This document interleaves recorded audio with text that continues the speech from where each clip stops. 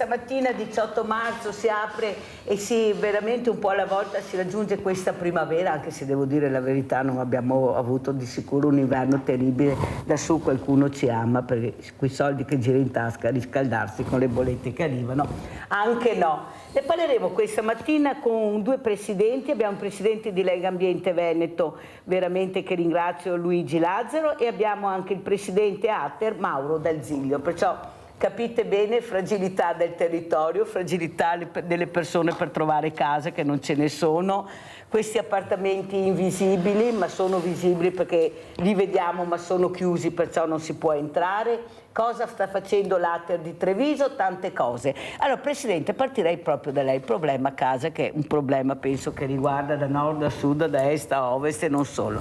Cosa fa l'Ater a Treviso? Come siete messi? Cosa avete fatto? Costruito? Dato? Io so che ci sono stati affidati anche degli appartamenti molto belli, nuovi. Prego. Grazie Mirella, grazie all'invito e buongiorno a tutti quanti. Su cosa stiamo facendo tanto ci sarebbe da dire. Siamo freschi di un incontro fatto con i giornalisti, fatto venerdì della settimana scorsa, dove abbiamo presentato i lavori che a Treviso stiamo portando avanti. A Treviso, in zona Monigo, dove stiamo andando avanti con Treviso con la consegna degli alloggi da bando e siamo arrivati circa al 270-280esimo assegnatario, quindi numeri estremamente importanti. Come realizzazione interventi sul patrimonio edilizio, noi siamo partiti con la famosa seconda L a Monigo, dove stiamo realizzando 24 alloggi. Siamo stati in sopralluogo apposta con la stampa in modo tale che venissero sfatate quelle dicerie che a volte sono più facili che toccare con mano i lavori fatti. Stiamo intervenendo con gli impianti, quindi anche quegli alloggi per l'estate saranno ultimati.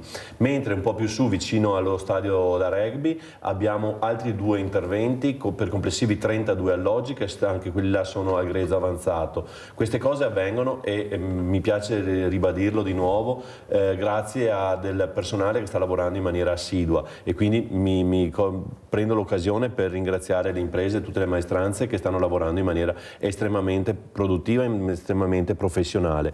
Ma la novità, oltre a questi 32 e 24 alloggi, è che proprio qualche giorno fa abbiamo assegnato la cantierizzazione di ulteriori 16 alloggi appena sotto a quelli vicino allo stadio, e prossimamente partiranno anche ulteriori 16 per complessivi 32, in modo tale da chiudere il pacchetto di edilizia residenziale pubblica.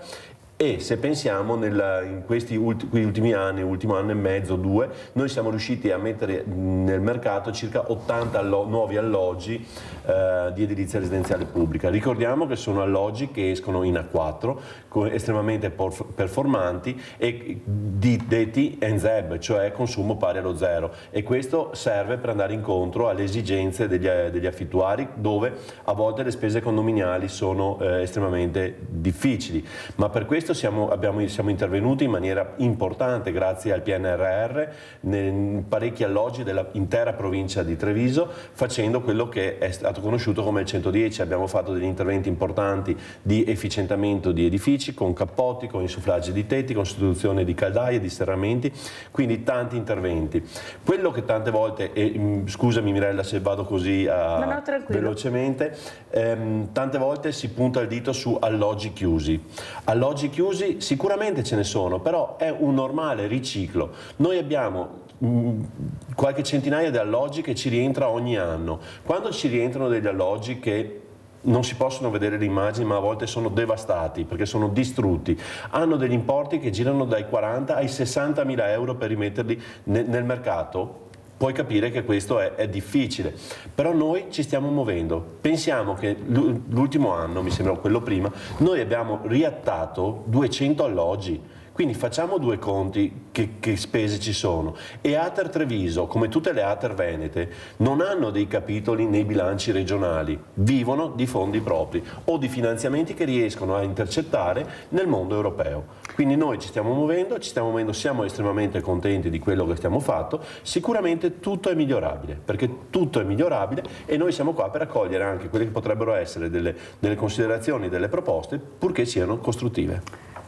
Perfetto, allora ne facciamo una subito al Sono qua Presidente apposta. D'Azeglio, perché mi stimola, sapete la Mirella quando è stimolata riesce forse a tirare fuori quello che sente, quello che vede. Allora, caro Presidente D'Azeglio, condivido tutto quello che ha detto ed è vero che non siete in grado di gestire e riattare tutti gli alloggi che avete a disposizione. Però noi abbiamo fior di imprenditori e lo dico sempre, una volta i grandi imprenditori, non solo trevigiani che abbiamo avuto, la prima cosa che facevano le case per gli operai e anche vicino alla fabbrica. Allora io ho detto più volte, magari un palazzo in meno, un Picasso in meno, un yacht in meno e investire su quella che è la necessità del territorio, perché noi abbiamo persone che nonostante il contratto di lavoro non riescono a trovare casa.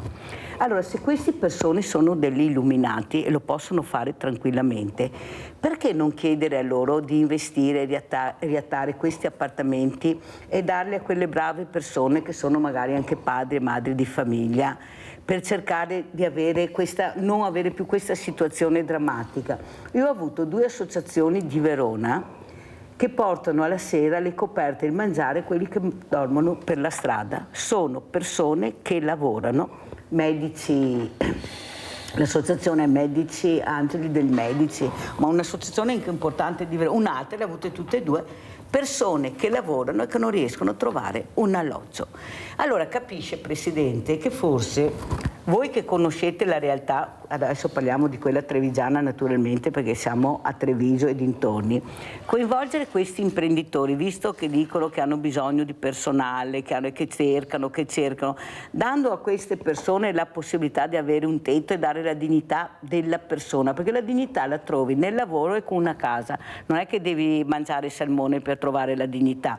Ecco, vogliamo capire che noi questi imprenditori li abbiamo e forse se bussiamo, non noi ma voi, perché noi non siamo ascoltati, basta vedere, dico sempre, e qua lo dico anche a Lazzaro, che il mondo del volontariato gira col commercialista e deve pagare per fare il volontario, perciò capite bene come siamo presi a livello politico, però qualcosa bisognerà pur fare. Ma è possibile che noi troviamo queste persone che lavorano per strada di notte perché non sanno dove andare, non sono accolti da nessuno?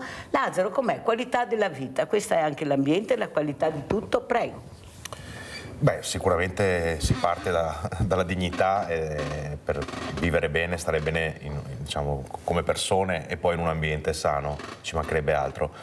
La qualità della vita purtroppo oggi ha una crisi abbastanza evidente rispetto a quello che succede intorno a noi dal punto di vista sociopolitico, insomma siamo in balia di quello che succede tra la Russia e l'Ucraina, quello che succede rispetto ai dazi commerciali, insomma questo provoca le ripercussioni nelle tasche delle persone, dei cittadini, l'aumento dei costi dell'energia, del gas, piuttosto che anche per le attività imprenditoriali, quindi anche chi fa l'imprenditore deve recuperare materiali, materie che vengono da altri paesi e che purtroppo diciamo, hanno oggi una variazione, oscillazione di prezzi che mette in difficoltà.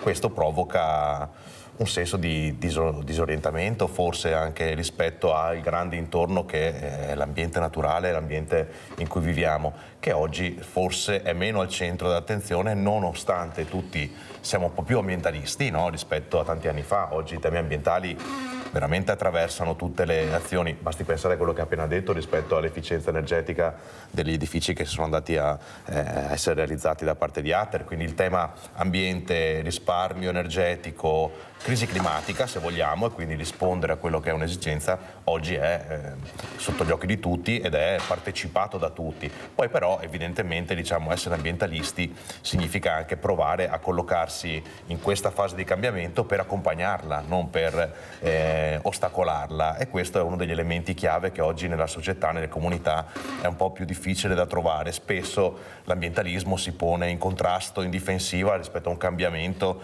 e invece che abbracciarlo cerca di ostacolarlo perché ci cambia un po' la percezione del quotidiano, che è un quotidiano messo sotto assedio da una crisi economica abbastanza importante. Ecco, forse qualche passo in avanti lo si sta facendo. Penso che l'obiettivo nostro del volontariato, dell'ambientalismo debba essere quello di essere accoglienti rispetto al cambiamento, di accompagnarlo, di essere sempre più consapevoli che per raggiungere obiettivi di benessere del pianeta, non solo individuale, e quindi stare bene noi, ma stare bene dove viviamo, è necessario credere negli obiettivi che in qualche modo le Nazioni Unite e poi l'Europa ci hanno dato. Certo si potranno correggere, si potranno sistemare e adattare rispetto al passo che vogliamo mantenere, ma quella è la però strada. la crisi climatica incombe, lo vediamo quotidianamente, basti certo. pensare agli ultimi grandi allarmi e purtroppo vite perdute con le valanghe che si susseguono una dietro l'altra, perché in montagna ormai la temperatura è aumentata ben oltre, quasi arrivata a 2 gradi, ben oltre il famoso grado e mezzo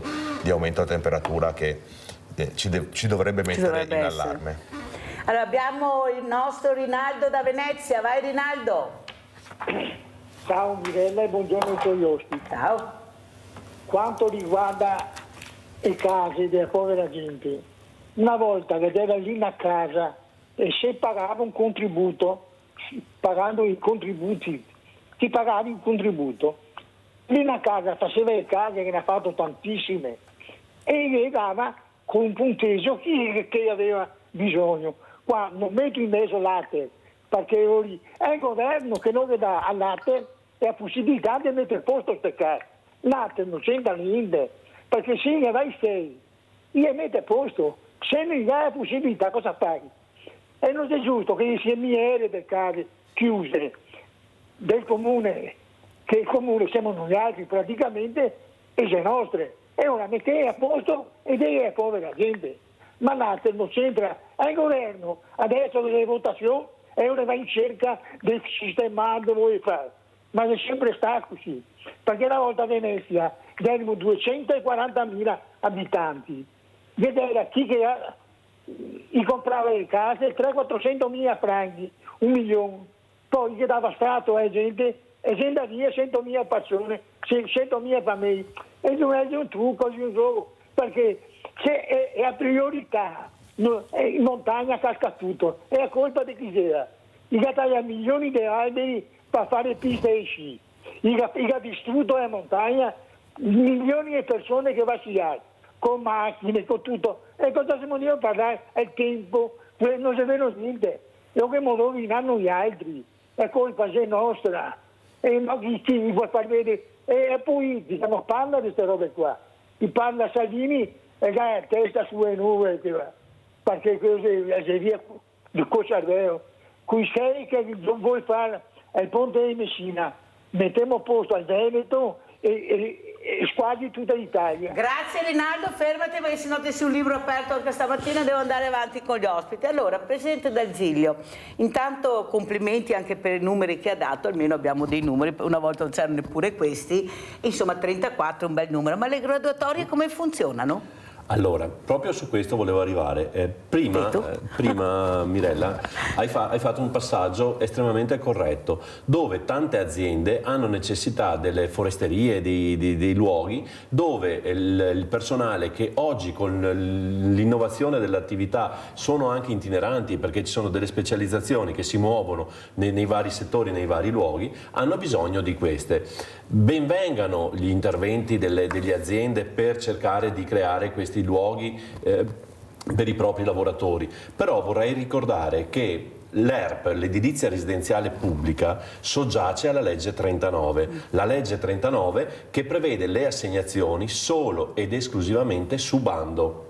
Quindi c'è un bando, ci sono delle piccole finestrelle che sono ad esempio l'articolo 46, però sono degli accordi fatti tra ATER e i comuni e le associazioni del territorio. Le graduatorie come funzionano? Noi sappiamo che ogni comune deve fare la propria graduatoria se ha del patrimonio ERP di edilizia residenziale pubblica a seconda della legge 39, dove ci sono vari parametri, quindi c'è l'ISEE, c'è il nucleo familiare, ci sono le disabilità, ci sono le anzianità, ci sono tantissimi fattori che danno dei punteggi e su questi qua vengono stilate le graduatorie. Noi non è che possiamo decidere uno è bello, l'altro è brutto, assolutamente no, perché dobbiamo assolutamente scendere sulle graduatorie. L'unica cosa che ci fa muovere è il nucleo familiare, perché se in quel momento abbiamo disponibilità di alloggi a 2 camere non possiamo mettere il single sull'alloggio a 2 camere. Per questo come ATER Treviso ci siamo mossi in maniera importante su quella che è la sovvenzionata, cioè non soggiace alla 39.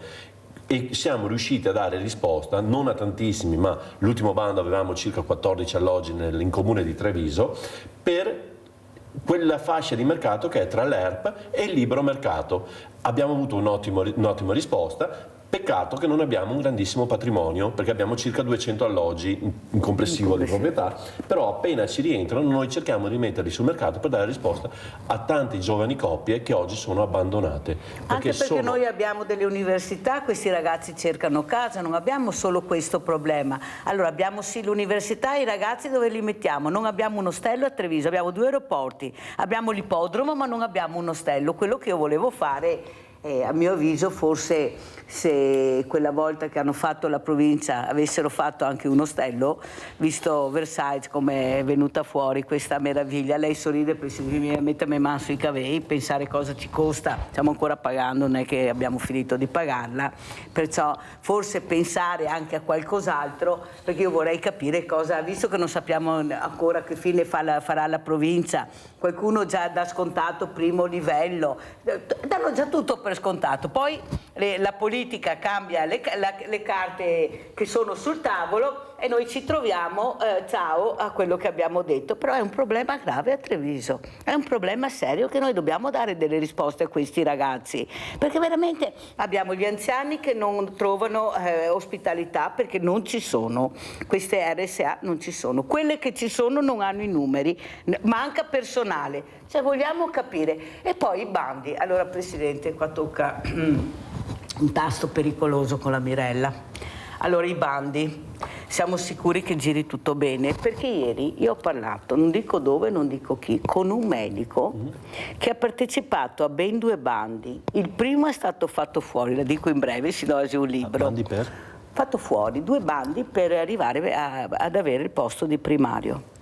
Allora, il primo fatto fuori completamente, nonostante abbia un curriculum, no. Il secondo ha detto no, non ci sto, adesso vado dall'avvocato e voglio vedere cosa che mi aspetta di diritto, perché lui aveva, essendo arrivato secondo, doveva avere la possibilità di leggere il primariato, tolto il bando in maniera che lui non potesse arrivare a... Allora Presidente, io capisco, lei è anche un politico, una brava persona, se no io non la inviterei, la sa com'è su questo tavolo. Ma le sembra che noi crediamo ancora a queste favole dei bandi? Cioè noi vediamo e sentiamo tutti i giorni, Lazzaro è testimone, da nord a sud, che succede di tutto e di più. Perché? Perché i controllori che dovrebbero controllare non ci sono, si controllano in automatico.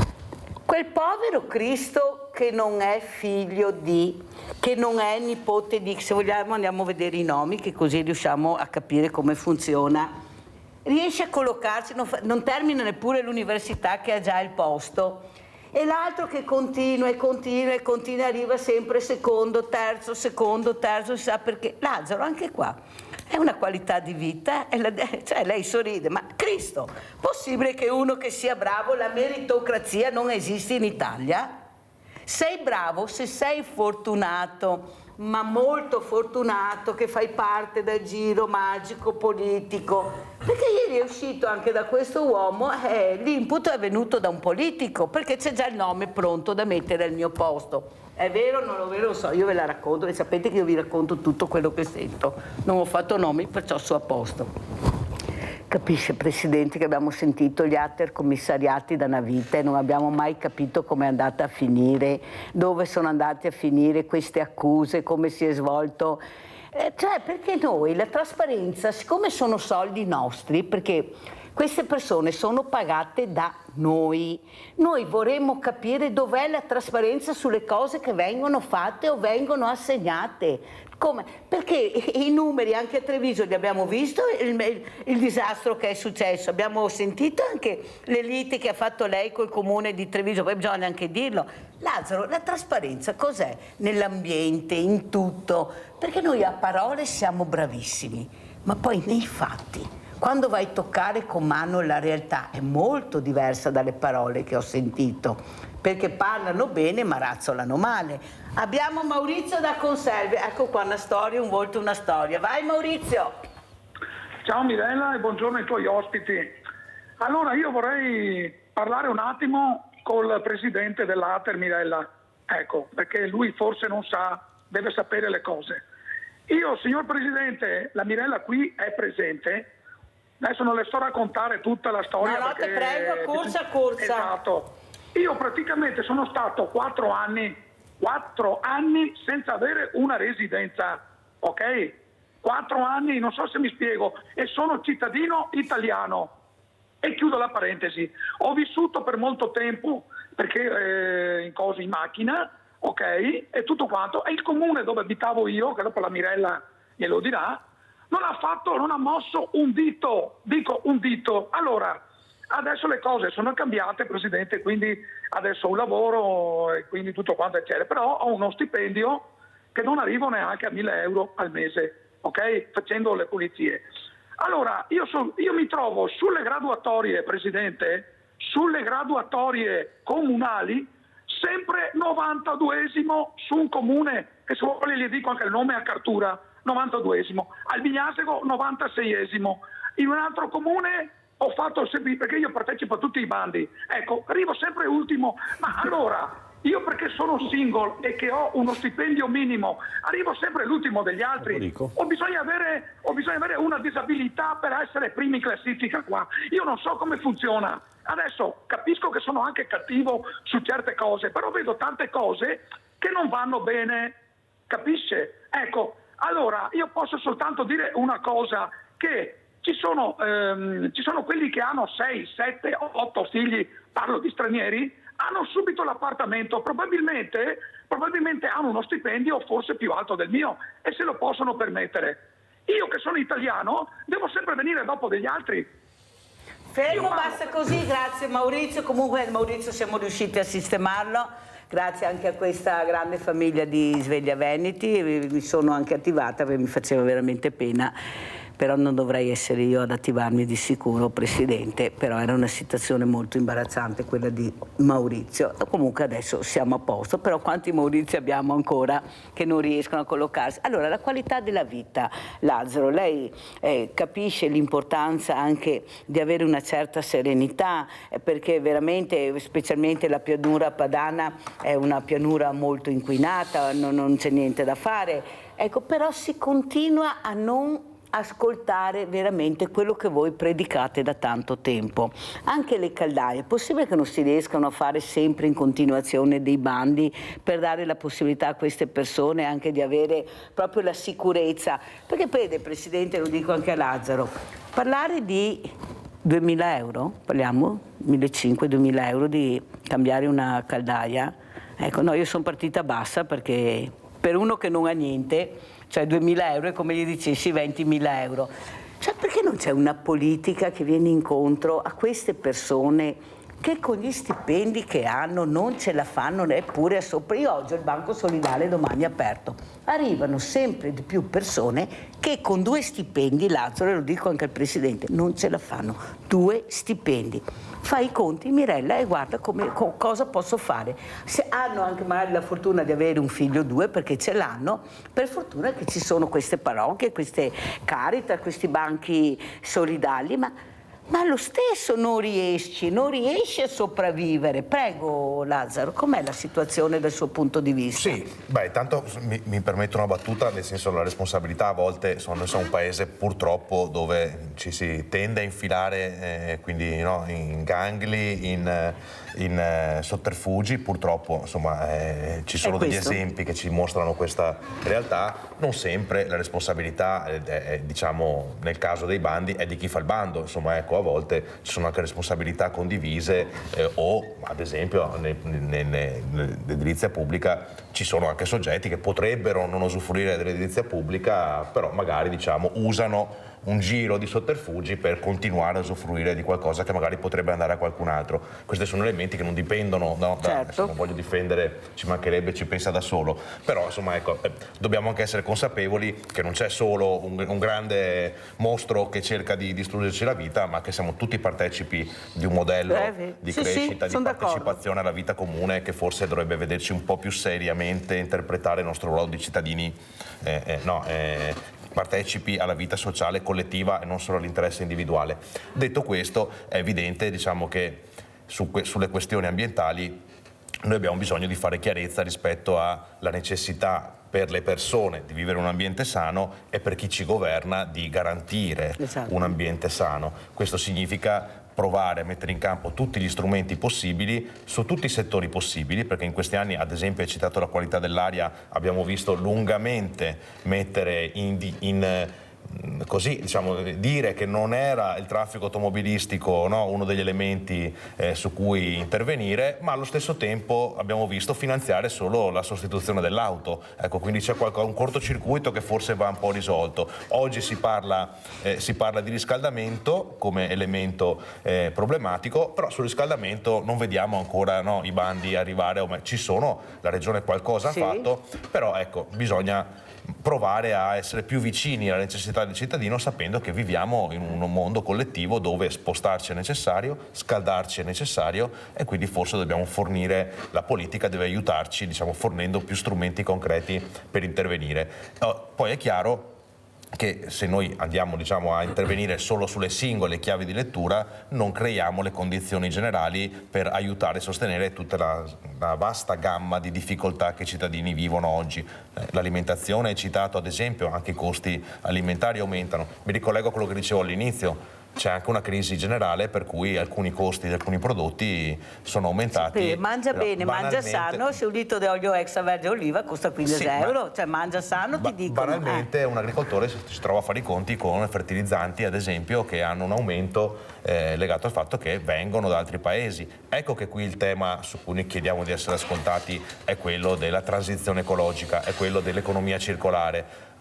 Possiamo pensare sia sul settore del riciclo, per parlare di rifiuti, ma anche sull'agricoltura, piuttosto che su altre filiere, anche quella dell'edilizia, a mettere in campo strumenti e metodi che la politica deve incentivare per realizzare l'economia circolare e fare in modo che non abbiamo più una necessità, penso quella energetica, no? Quindi autoprodurci l'energia con l'energia solare, piuttosto che con il biometano, piuttosto che con l'eolico o la geotermia o l'idroelettrico, tutte le forme di energia rinnovabile non nucleare, che ci permettono di non essere dipendenti da dinamiche che non appartengono a quelle. Non sto parlando di autonomia, no? Anche se è una parola, insomma, che magari può piacere tanto ai veneti, però sto parlando di essere consapevoli che dobbiamo fare una svolta in questo senso. E tutti quanti dobbiamo fare questa svolta assieme. Leone da Trebasele, poi andiamo dal presidente D'Arzilio. Vai Leone. Ciao ragazzi, ciao. sono tutti io. Allora io continuo a vedere in una trasmissione una donna con 5 figli, dei quali uno disabile, che gli è stata assegnata una casa, e quando è andata in questa casa che è stata assegnata l'ha trovata occupata e non c'è nessuno che può fare qualche cosa. Ma com'è possibile? Com'è possibile? Come è possibile? No, fermati un attimo, perché l'hai detto 3 volte, sentiamo se è possibile. Stai in linea, Leone, prego Presidente. Non ho capito. Una donna con 5 figli ha avuto la fortuna di avere una casa assegnata, quando è arrivata su questa casa era occupata e non è riuscita a entrare. Questo è quello che... Stai in linea, Leone, sentiamo il Presidente D'Arzilio. Sì, grazie. Allora, mi hai trascurato un pochino, quindi devo ripartire un po' da indietro. Quando si parla di bandi mi sono sentito un po' toccato. Io sono estremamente tranquillo per il lavoro fatto da Ater Treviso e quindi i bandi che seguono una normativa sono estremamente trasparenti. Quello che è avvenuto, che avviene in altre regioni, in altre Ater, in altri mondi, io non ma qua andiamo anche in altri mondi, ma io Presidente. voglio e devo difendere l'operato della mia azienda. La mia azienda, che ha gestito un bando di Treviso problematico, perché sappiamo cosa è successo nel passato, abbiamo preso in mano la situazione, abbiamo gestito più di 800 domande, stilando una graduatoria, scartando anche delle persone che avevano fatto i furbetti, quindi sono stati scartati, abbiamo avuto qualche ricorso senza nessun problema e siamo partiti con le assegnazioni raggiungendo circa 270-280esima posizione. Quindi per quanto riguarda devo schierarmi per quello che il lavoro fatto. Cioè il passato non c'entra più, però abbiamo rimesso un po'. Io rispondo di quello che dico, non quello che pensano gli altri. No, calma Presidente, però giustamente lei ha detto, e ha fatto bene a dirlo,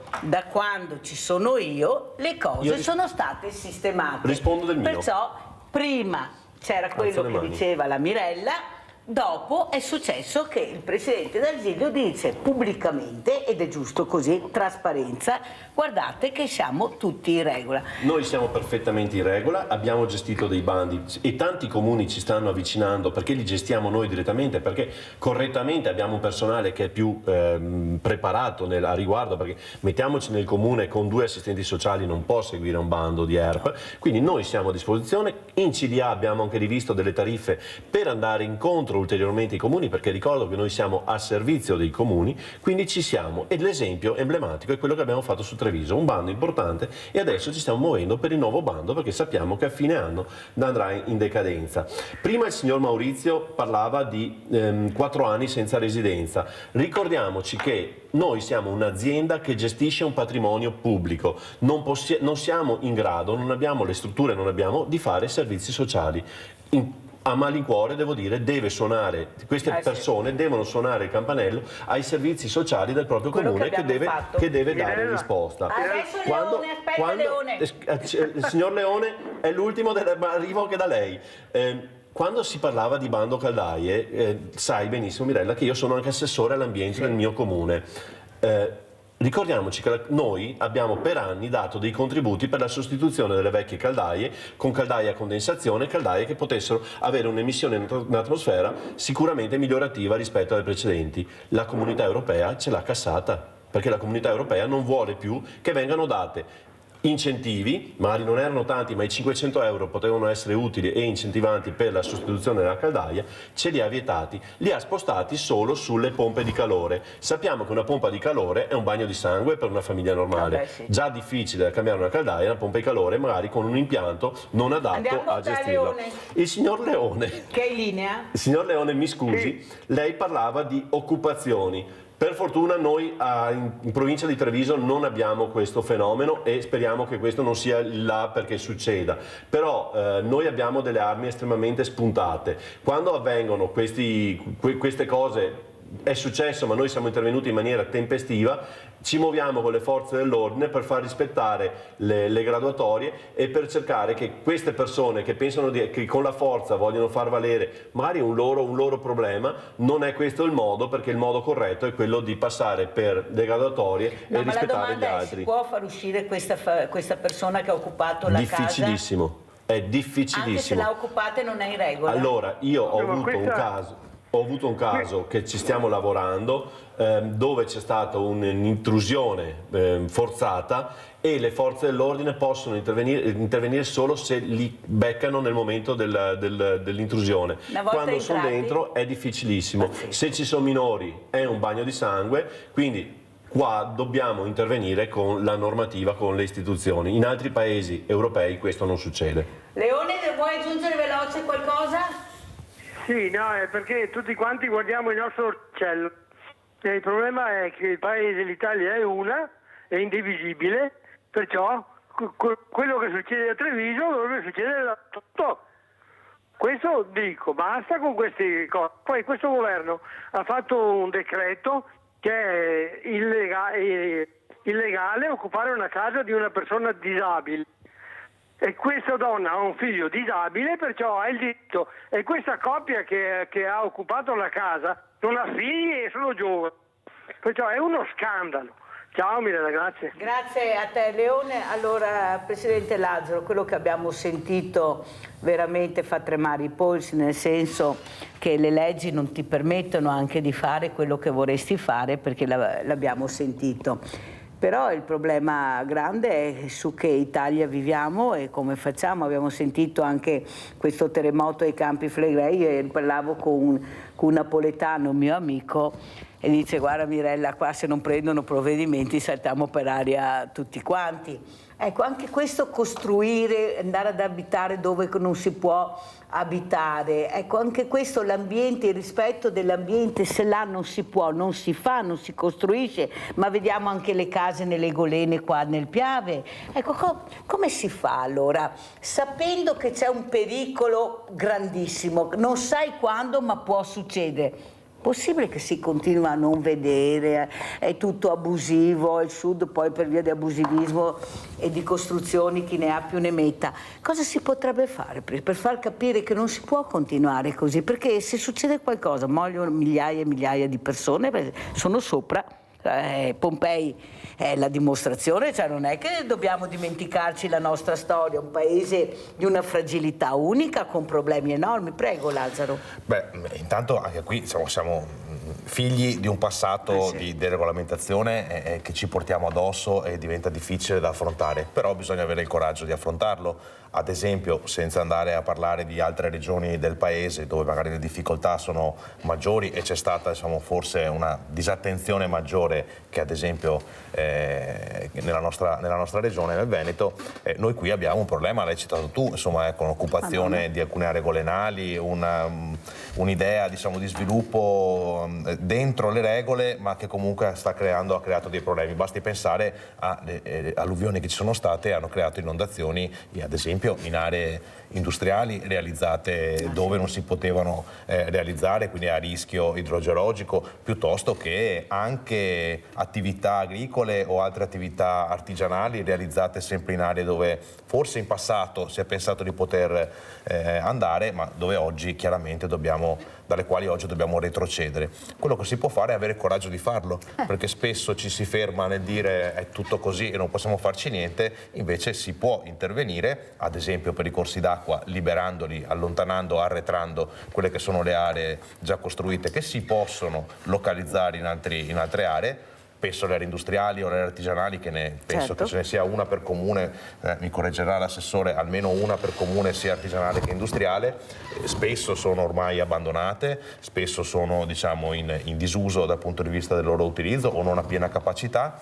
Quindi ci dovrebbe essere un'idea di pianificazione territoriale sull'uso e la gestione del territorio e del suolo che oggi manca, ma tra l'altro non manca solo in Veneto, manca una legge nazionale, manca addirittura, se vogliamo andare all'Europa, anche una idea europea di come pianificare e gestire il suolo. Non europea intesa come qualcuno che decide per noi, visto che siamo noi che partecipiamo, siamo europei e aderiamo all'Unione Europea tanto quanto gli altri paesi, gli altri 27, dovremmo trovare una via comune per capire come. Anche perché non è che abbiamo tanto tempo da aspettare, perché abbiamo visto cosa succede in Emilia Romagna e Toscana l'altro giorno. Non ne abbiamo per niente, e il tema è come vogliamo intervenire e quale supporto vogliamo dare agli amministratori territoriali locali che poi devono fronteggiare, che non è certo nell'Europa nel governo che dice facciamo così, se poi non mette le risorse e non mette a bilancio le risorse necessarie per poter fare in modo che gli amministratori nel territorio siano capaci, in possibilità di intervenire attraverso finanziamenti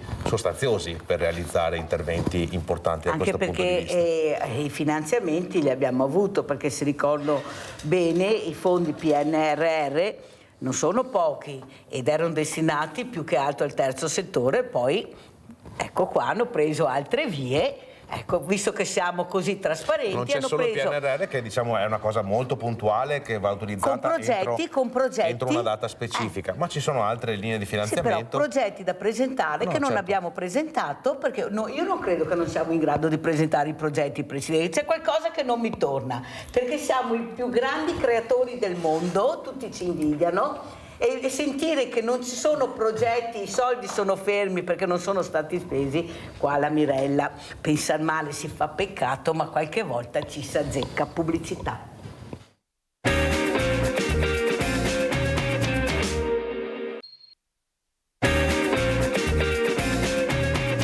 Parliamo con Adriana da Crocetta, vai Adriana. Ciao Mirella e Ciao. buongiorno a tutti. Io vorrei dire una cosa solo. Quando ero ragazzina, voglio dire, non sono più una ragazzina, ma avevano fatto uno stabile o delle case, degli appartamenti per le persone più bisognose. E sai chi c'era dentro?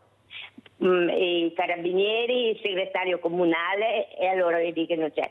Un'altra cosa, c'erano delle famiglie che avevano 7 figli e dovevano mandarli a scuola logicamente e non davano dei sussidi, niente, loro dovevano pagarle e altre persone che magari che senza magari ne avevano meno e avevano più possibilità glieli donavano. Allora vedi che è una cosa antica ancora e non si migliorerà mai. Grazie alla nostra Adriana, è stata buona Adriana questa mattina, così mi piace Adriana, brava. E adesso andiamo a vedere, visto che abbiamo parlato di ambiente, questo servizio biometano fatto bene. Andiamo a sentire.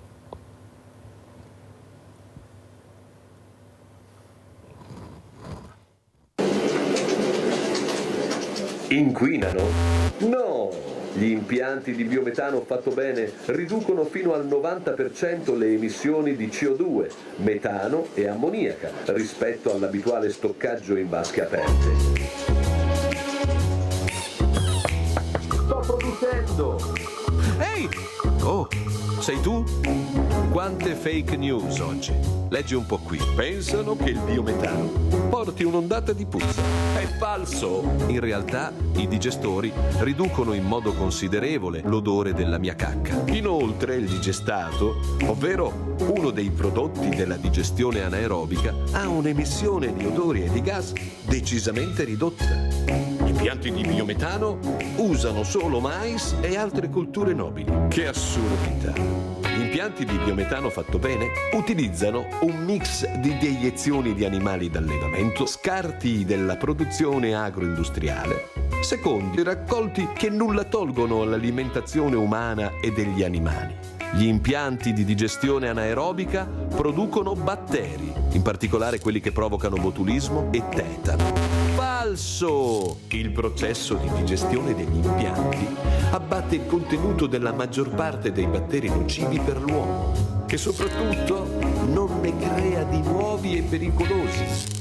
Il digestato inquina le falde. Che falsità! Il digestato è un fertilizzante organico ottenuto mediante un processo naturale. La sua qualità lo rende una valida alternativa ai prodotti chimici sui campi. Il digestato usato bene preserva la falda, riducendo la quantità di nitrati e ammoniaca di natura chimica necessari per l'agricoltura e nocivi per la mia terra. Scusate, posso continuare a lavorare in pace ora?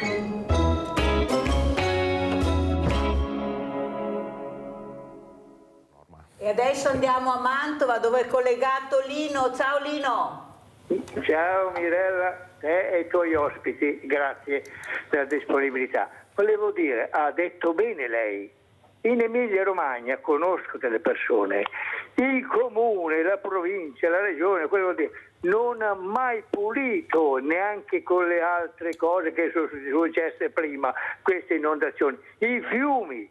Non ha tenuto i soldi in tasca, lo so perché sono sicuro di dirigenti che ce l'ha nel comune.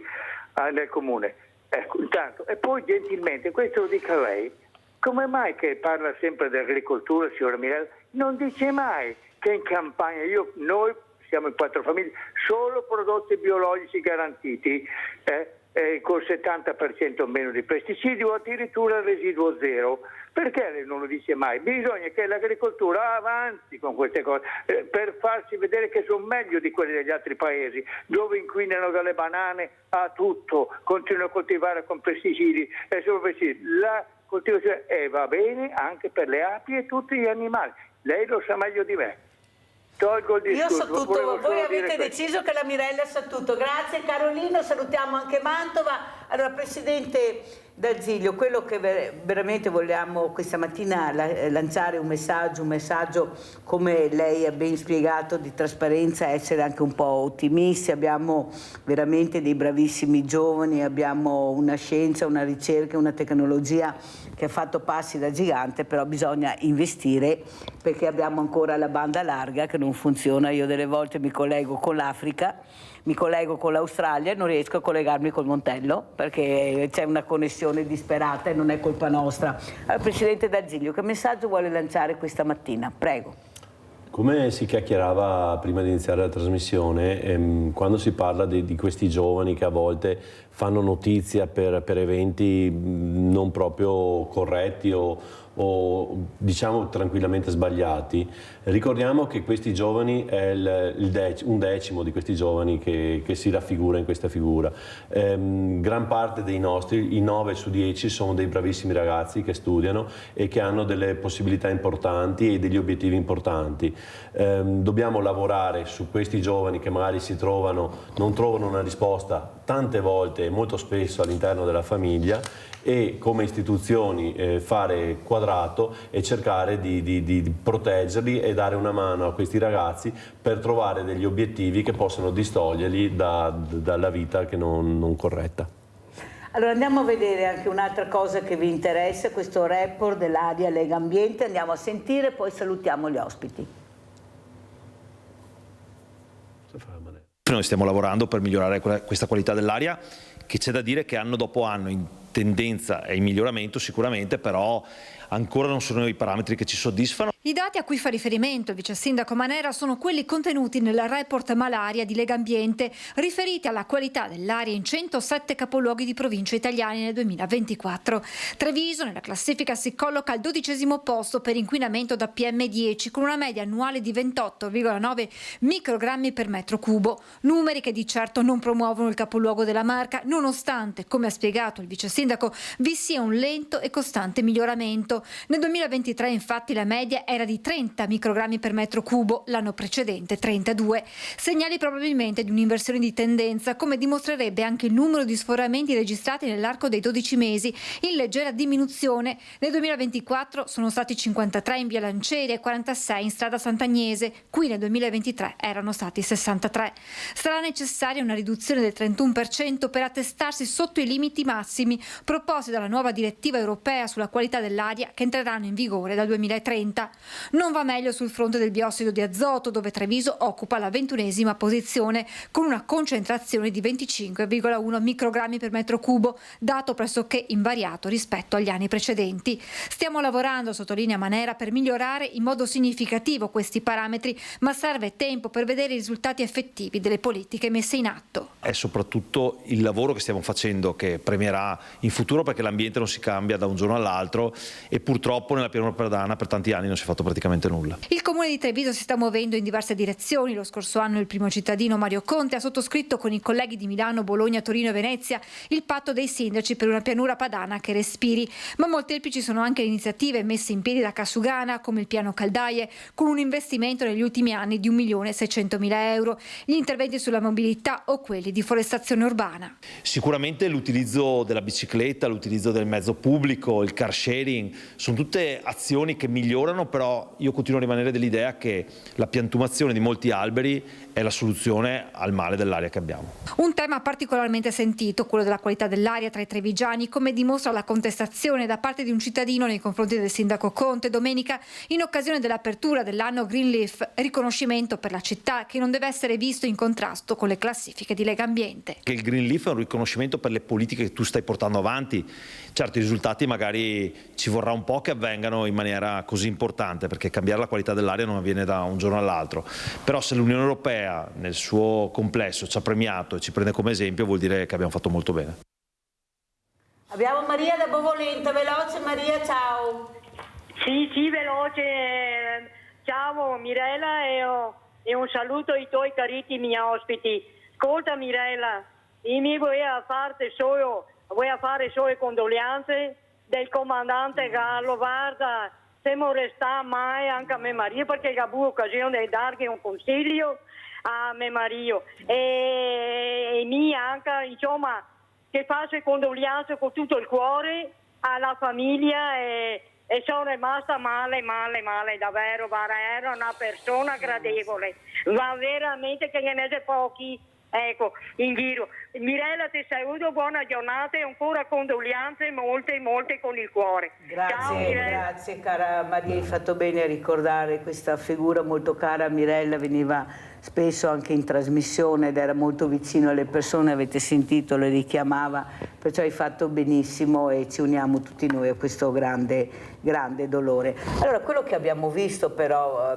Presidente Lazzaro, fa capire che tutti quanti dobbiamo però cercare, come si diceva prima, di mettere questa famosa goccia, perché se guardiamo sempre gli altri e non guardiamo noi stessi, cosa facciamo noi per migliorare? Qua abbiamo bisogno di fare squadra, non c'è niente da fare se vogliamo cambiare questa qualità, visto che viviamo in una zona altamente depressa per questo. Prego Lazzaro. Sì, intanto vi ringrazio per aver mandato in onda il video che abbiamo prodotto, che lo troviamo utile per provare a aiutare a diminuire la disinformazione sui temi ambientali, ma non solo sui temi ambientali, perché abbiamo capito anche all'inizio che basta una cosa che non va bene e diventa, per una certa tipologia di persone diventa la verità rispetto a quello che sta succedendo. E il tema del biometano, che è un'energia rinnovabile che possiamo produrre aiutando e andando in soccorso all'attività agricola, per richiamarmi anche allo spettatore di prima che parlava del ruolo dell'agricoltura determinante nel nostro paese e in pianura padana,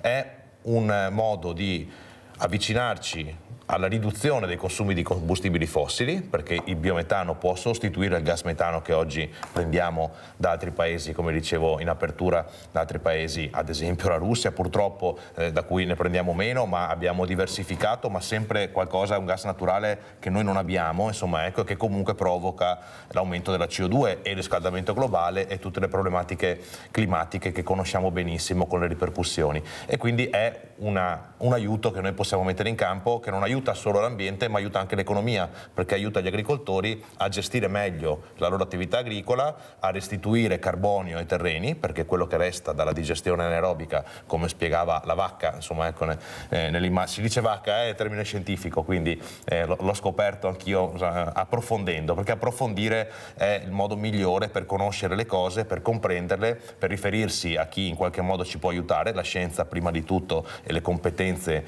specifiche nelle materie ci aiutano a capire cosa succede, come possiamo accompagnare questa trasformazione, e vale per le energie rinnovabili, vale per il biometano, che oggi è un po' inviso nei territori perché ci ricordiamo un vecchio modello, quello del biogas, che ha un po', un prodotto, si diceva prima, ha coltivato campi solo per alimentare energeticamente degli impianti, una cosa veramente che trova poco senso, perché se produciamo cibo dobbiamo utilizzarlo per alimentarci, abbiamo bisogno di cibo per questo, non per produrre energia. Ma questa nuova versione legata al biometano prevede normativamente che si utilizzino scarti, e quindi ciò che invece butteremo via, e potremo rimetterlo in funzione. Per la qualità dell'aria il principio deve essere lo stesso, non si può disinformare, bisogna saper dire alle persone che la pianura padana è un territorio complesso, difficile, dove il ristagno degli inquinanti è un elemento con cui facciamo i conti quotidianamente. Bisogna saper dire che nel lungo periodo stiamo vedendo dei miglioramenti, bisogna anche saper dire che sono troppo lenti questi miglioramenti. Bisogna accelerare. Non c'è niente da fare. Allora, prima di salutare andiamo a vedere anche questo sopralluogo cantieri ATE, poi salutiamo gli ospiti.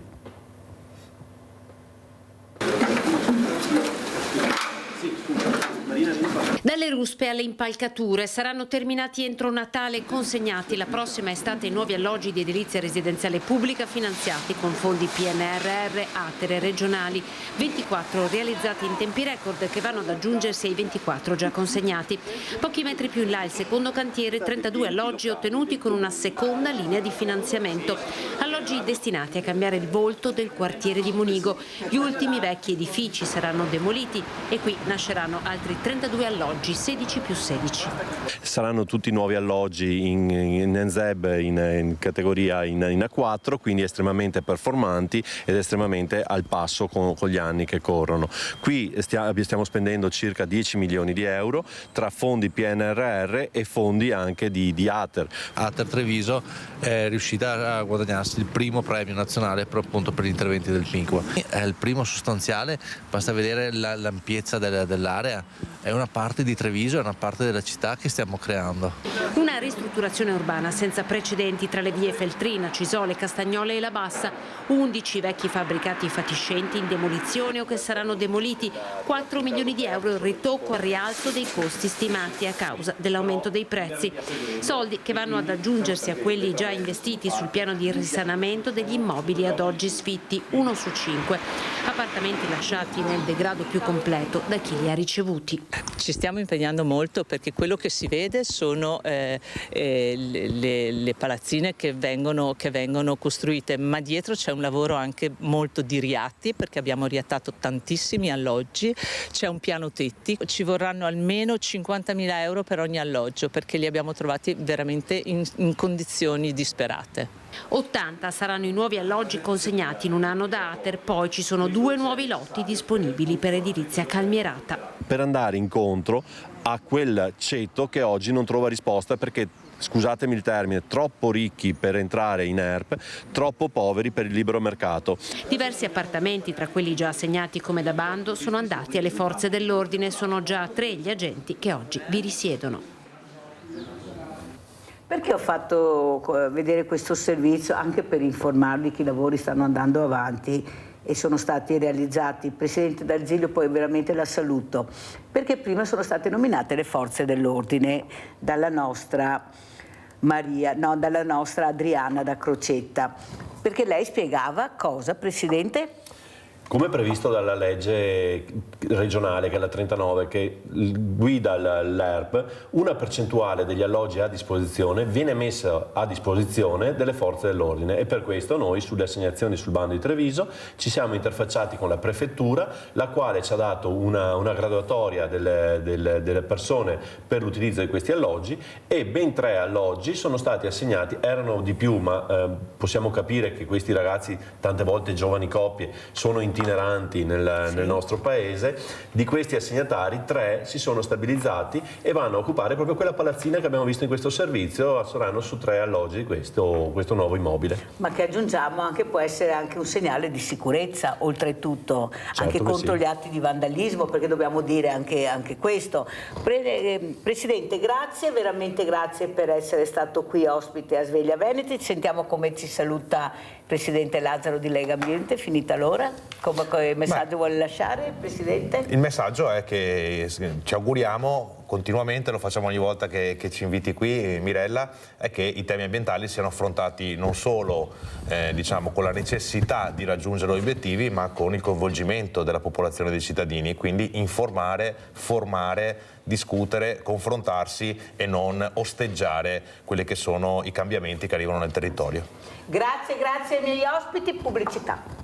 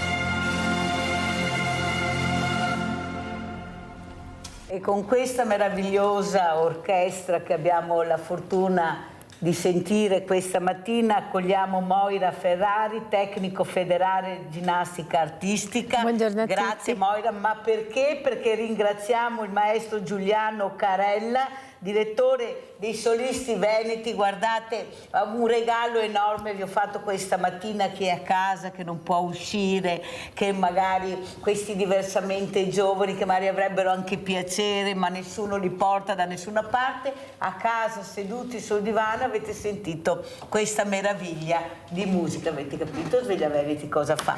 Allora Moira, cosa vuoi dire questa mattina? Ecco, essere accolti dall'arte, dalla cultura, da questo proprio mondo meraviglioso che ci avvolge, però che rispettiamo poco, ecco, non riusciamo ad avere quel rispetto che tutti quanti dovremmo mettere al mattino quando usciamo, per dire alla natura, a tutta la comunità: noi ci siamo, stiamo assieme, viviamo bene, viviamo con la cultura, con l'arte, con la musica, abbiamo il più grande patrimonio UNESCO al mondo e abbiamo queste meraviglie, queste persone che cercano anche di portare quella che è la salute, il movimento. Come sta andando? Questi ragazzi, pochi, che stanno perdendo il percorso giusto perché nessuno li sa prendere per mano e dire: guarda che stai sbagliando tutto. Prego Moira, cosa stai vedendo? Intanto io sono rimasta incantata da quello che ho visto in questo momento, perché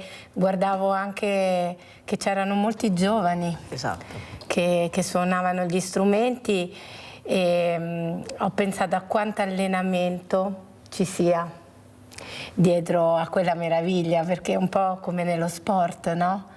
Bisogna impegnarsi tanto per poi portare e trasmettere la propria passione. Io dico sempre che nello sport ci si allena per la vita, cioè dallo sport si passa alla vita, quindi la musica come lo sport può dare un grande insegnamento in questo e noi dobbiamo assolutamente passare questo messaggio, perché fare musica, scusate, fare sport, cioè secondo me è un valore aggiunto al proprio percorso, perché è lì che si fa allenamento per la vita. Quindi dobbiamo cercare di sensibilizzare sempre di più questi ragazzi a vedere nello sport come una palestra di vita e non solo tempo da passare, no? Perché ci si può veramente mettere in gioco, no? E esprimere i propri talenti, anche affrontando quelli che possono essere poi i nostri limiti, perché è bellissimo quello a cui abbiamo assistito, però penso che ci sia anche lì tanto lavoro e bisogna mettersi in gioco per portare il proprio valore al mondo. Quello che però dobbiamo anche far capire a questi ragazzi, non a quelli bravi lo sanno già, che bisogna fare sacrificio. Ecco, la parola sacrificio che qualcuno non riesce a capire. Ma perché non gliel'hanno insegnato? Perché hanno vissuto in una società dove veramente i messaggi che arrivavano era quello di avere tutto e subito. Ecco, la pazienza non esiste. Maestro Carella, lei invece riesce a fare questo? Noi abbiamo visto, come ha detto Moira Ferrari, questi meravigliosi ragazzi che si impegnano nello studio, oltre allo studio coltivano questa passione, il suono, la musica. Prego, maestro Carella. Io sto pensando alle parole dette dalla signora e ricordo i miei trascorsi sportivi che ormai risalgono a troppo tempo fa. Io facevo del nuoto e mi ricordo che l'allenatore che io adoravo mi diceva sempre: chi si ferma è perduto, perché bisogna andare oltre la fatica, bisogna avere il coraggio e la costanza di non fermarsi mai e di cercare di migliorare. Beh, devo dire la verità, quell'insegnamento mi è servito nella vita e nel mestiere che adoro e che sto facendo adesso, perché giustamente quando sentiamo, abbiamo sentito Albinoni, un grandissimo veneto, e agli strumenti, gli strumenti sono richiedono un impegno che è pari a quello degli sportivi ed è un impegno sano. Io ho una grande fiducia nei giovani, io sono 3 figli, ho 4 nipoti, per cui penso con positività al futuro, ma sono d'accordo con lei, Mirella, che è fondamentale offrire ai giovani la possibilità di comprendere la vita, del fatto che tutto quanto è bello, viviamo in un luogo straordinario, in un'arte incredibile, ma occorre assolutamente per i giovani capire che dietro ogni cosa c'è anche un sacrificio. In effetti io dico sempre, maestro Carella, che questi giovani, come si faceva una volta, cioè il Cineforo una volta il sabato pomeriggio, terminata la lezione, andavi, chi voleva naturalmente, a vedere questi spettacoli. Perché non cercare di accompagnare anche culturalmente in un percorso anche molto importante per loro? Perché da soli non ci arrivano, non arriveranno mai e magari non sanno neppure la creatività, come diceva Moira, che c'è dentro di loro, perché bisogna tirargliela fuori. E come fare allora? Perché è sempre tutto chiuso, tutto a pagamento, gli insegnanti anche loro devono riposare, non tutti hanno la sensibilità di capire che oltre alla scuola c'è la passione, ecco, questa passione che ti fa fare forse quel passo in più per aiutare le fragilità, perché stiamo parlando di fragilità. Questi ragazzi che alzano l'asticella, l'avete sentito anche l'altro giorno dal mio ospite, sono fragilissimi. Quando tu li prendi, li dividi e li metti da soli, è come neve al sole, si scioglie subito. È là che dobbiamo esserci, è là che dobbiamo prenderli, però non lo facciamo. Perché? Perché non ci danno la possibilità di farlo. Moira, cosa vuoi dire? Parlando del sacrificio, bisognerebbe far capire ai ragazzi, ai giovani, l'etimologia di questa parola, cioè sacrificio è rendere sacro un dolore, sacra una rinuncia. Perché io mi devo sacrificare per qualcosa? Certo. Questo, cioè io vedo che... Esatto, il motivo perché mi devo sacrificare. Vedo che si fa fatica a dare valore al sacrificio, alla fatica stessa, però è da lì che nasce la forza. È da lì che incontri te stesso, perché è un'occasione per misurarti, per capire a che punto sei e come puoi anche proseguire, evolverti, perché la vita non è altro che un'evoluzione continua. Noi abbiamo dentro di noi un potenziale, però praticamente, come diceva Pirandello, no? Siamo tante maschere e tante volte ci nascondiamo dentro queste maschere, che sono anche un po' le scuse che compriamo, no? Che diciamo a noi stessi. Ecco, bisogna scavare bene dentro, liberarci di queste maschere e arrivare alla nostra essenza. È un percorso, è un viaggio. Lo sport, come la musica, può insegnarlo questo, perché ci mette proprio alla prova, anche vedere nei propri limiti i punti di forza. Perché no? Perché no? E perché no? Però giustamente, come dice Moira Ferrari, bisogna capire chi ha questa creatività.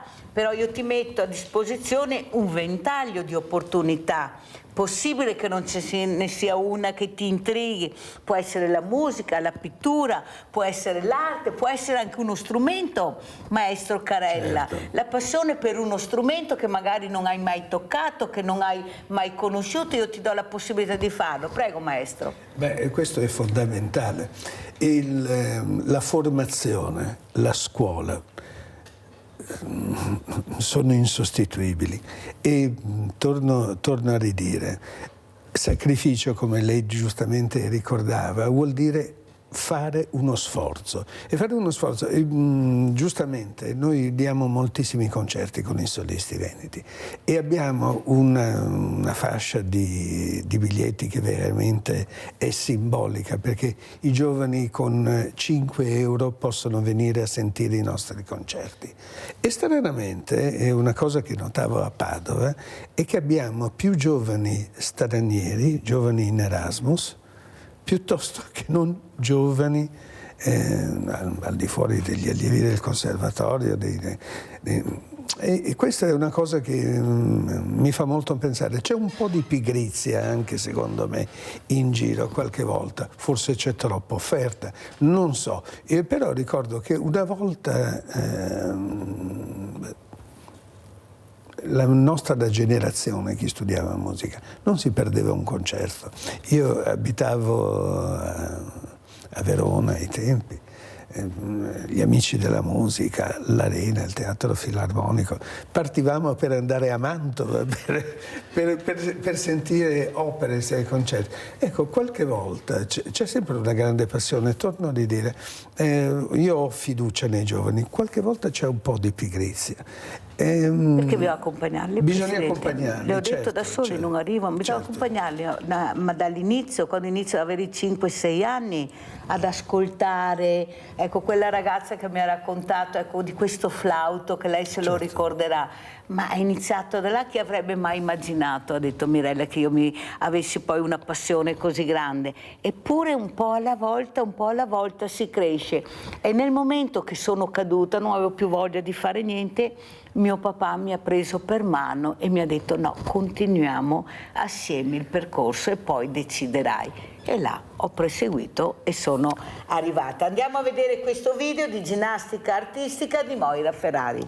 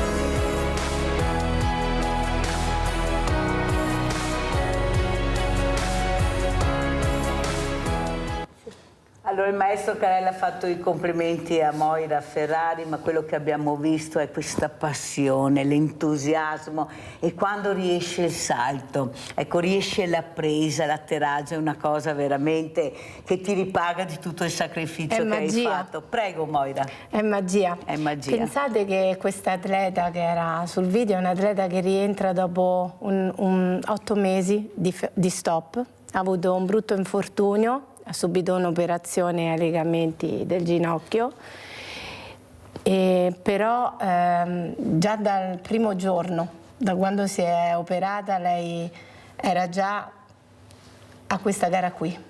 Lei sapeva che sarebbe tornata e avrebbe lavorato sodo per arrivare a questo risultato, perché il risultato non è stato tanto tornare sui campi di gara, quello è un campo di gara importante perché è un campo di gara della Serie A. Lei è in prestito insieme ad un'altra atleta del Gymnasium alla società di Imola, che adesso è in A2, ma stiamo puntando alla promozione in A1. Lei sapeva che tornare era la più grande vittoria perché significava dover affrontare proprio i suoi demoni, anche perché tornare a quel livello dopo un infortunio come il suo non è semplice. Ovviamente subentrano tutte anche le paure del caso, perché come avete visto loro sono spesso in volo. Però lei si è proprio sfidata, è andata alla ricerca proprio di sé. Perché sapeva di riuscire, lei sapeva di esserci, perché tu sai chi sei e dove vuoi arrivare. Esatto, ma è frutto di un percorso. È frutto di un percorso. Di anni, fatto di anni, grazie anche alla famiglia che l'ha supportata. Io dico sempre che è un lavoro che si fa insieme. Però Moira, devo dirti che se lei è arrivata a questo è merito tuo e della squadra, perché certo. Lei sapeva che nel momento che aveva deciso di ritornare c'era una famiglia che l'aspettava, che la incoraggiava, che l'accompagnava, che la supportava, e questo non era sola, sono solo io, avrò chi mi aiuterà nel percorso, perché come dici tu non è mica semplice dopo mesi con un infortunio così grave, ma soprattutto quello che vorrei capire, anche abbiamo visto anche sugli spalti le persone, cosa ne pensi di questi genitori, di queste persone che offendono, che incitano anche i loro figli nella maniera sbagliata, che se la prendono con l'allenatore, l'allenatrice o la persona di colore. Ecco, cosa vuoi dire? Tu che vivi dall'altra parte, perché pensate anche all'umiliazione che ti arriva, è un attimo che ti arriva e ti blocca e non riesci perché devi stare ferma, ma nello stesso hai questa rabbia che adesso... Cioè, cosa vorresti dire? Perché ne abbiamo di queste persone, dobbiamo anche parlare a queste persone. Io dico sempre alle mie ragazze che è importante onorare l'avversario, perché senza di lui noi non saremo quello che siamo. Se sul campo di gara non troviamo l'avversario, non possiamo essere stimolati a dare il meglio di noi. E vorrei dire, appunto, come lo dico anche ai genitori che frequentano la nostra associazione, e lo condivido molto volentieri, grazie per avermi data questa possibilità, che le ragazze e i ragazzi quando sono in gara, quando sono all'interno di una competizione, non sono in competizione con gli altri, sono in competizione con se stessi, perché il vero avversario, quello che devi battere, sei tu, sono le tue incertezze, le tue paure, perché ognuno di loro poi è anche frutto di condizionamenti, cioè di quello che loro vivono, no? Di tutto quello che loro hanno intorno e anche di convinzioni che a volte possono essere limitanti. È con quello che si devono confrontare. Quando arrivi sul campo di gara, prima di arrivare lì, di qualsiasi sport si parli, ti devi trasformare nella persona che serve a quel campo di gara e il tuo avversario deve fare la stessa cosa. Siete sulla stessa nave, io dico sempre, siete sullo stesso yacht, non cambia, quindi onorate l'avversario, ringraziate che ci sia e non abbiate paura di affrontarlo, perché anche lui in un certo senso è complice di questo percorso. Che bello quello che ha detto Moira, onorare l'avversario. Maestro Carella, ha sentito che belle parole ha usato Moira Ferrari? Beh, tra l'altro anche in musica c'è una situazione fondamentale, che è quella di lavorare con gli altri. Cioè noi, per esempio, io dico molto spesso, un direttore d'orchestra da solo non serve assolutamente a nulla e in questo senso mi sento molto vicino alla signora proprio come allenatore, allenatrice, trainer, cioè noi viviamo in funzione degli altri e il rispetto reciproco è fondamentale. C'era una frase molto bella di Bosso: da soli non si fa nulla, la musica si fa solo insieme e lo sport anche, ed è per questo che bisogna rispettarsi, perché sennò poi si arriva a quello a cui non vogliamo arrivare ed è un momento fondamentale. Ha fatto bene a ricordare questo grande maestro, ecco, anche di vita, un maestro anche nonostante la malattia, che sapeva fare questo percorso assieme agli altri e dare speranza, ecco, in un futuro anche migliore. Però quello che vorrei anche capire è perché si fa così poca musica nelle scuole. Ecco, è una cosa importante questa, iniziare fin da piccoli a sentire questo suono, dove sei portato, se hai l'orecchio per ascoltare, ecco, questo strumento meraviglioso che veramente puoi toccare e da questo strumento far uscire una musica meravigliosa che magari neppure tu sai. Perché non si fa? Perché purtroppo, ahimè, la musica e l'insegnamento della musica nella scuola è stato trascurato. Io le devo dire una cosa e che mi fa piacere dire a questo punto. Io faccio il mestiere che faccio, ho fatto la vita che ho fatto, la mia carriera, perché un insegnante delle medie, quando facevo tutt'altra cosa, facevo le medie normali, chiamò i miei genitori per dire: questo ragazzo deve andare in conservatorio, per cui l'insegnamento è una persona ha segnato la mia, che ha capito, ha segnato la mia vita. Facciamo troppa poca musica nelle scuole, ed è un peccato, perché abbiamo al di là di tutto abbiamo un patrimonio musicale che è incredibilmente ricco, vasto e deve essere conosciuto.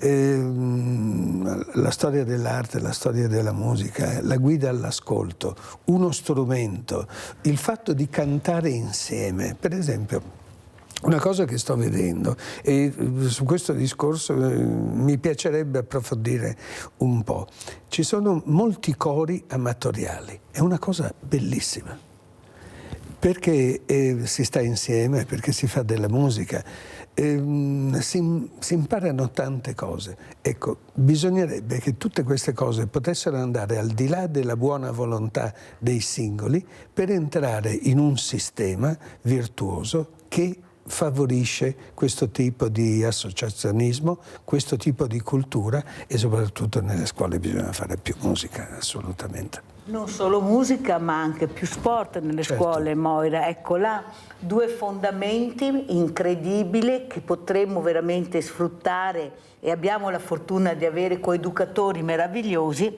però che non impegniamo i soldi per fare questo, perché per fare cultura bisogna impegnare, ecco, crederci e impegnarsi economicamente. Perché non si fa, Moira Ferrari? Io dico sempre che io, ragazzo, non devo essere fortunato ad avere quell'insegnante, essere su quella scuola.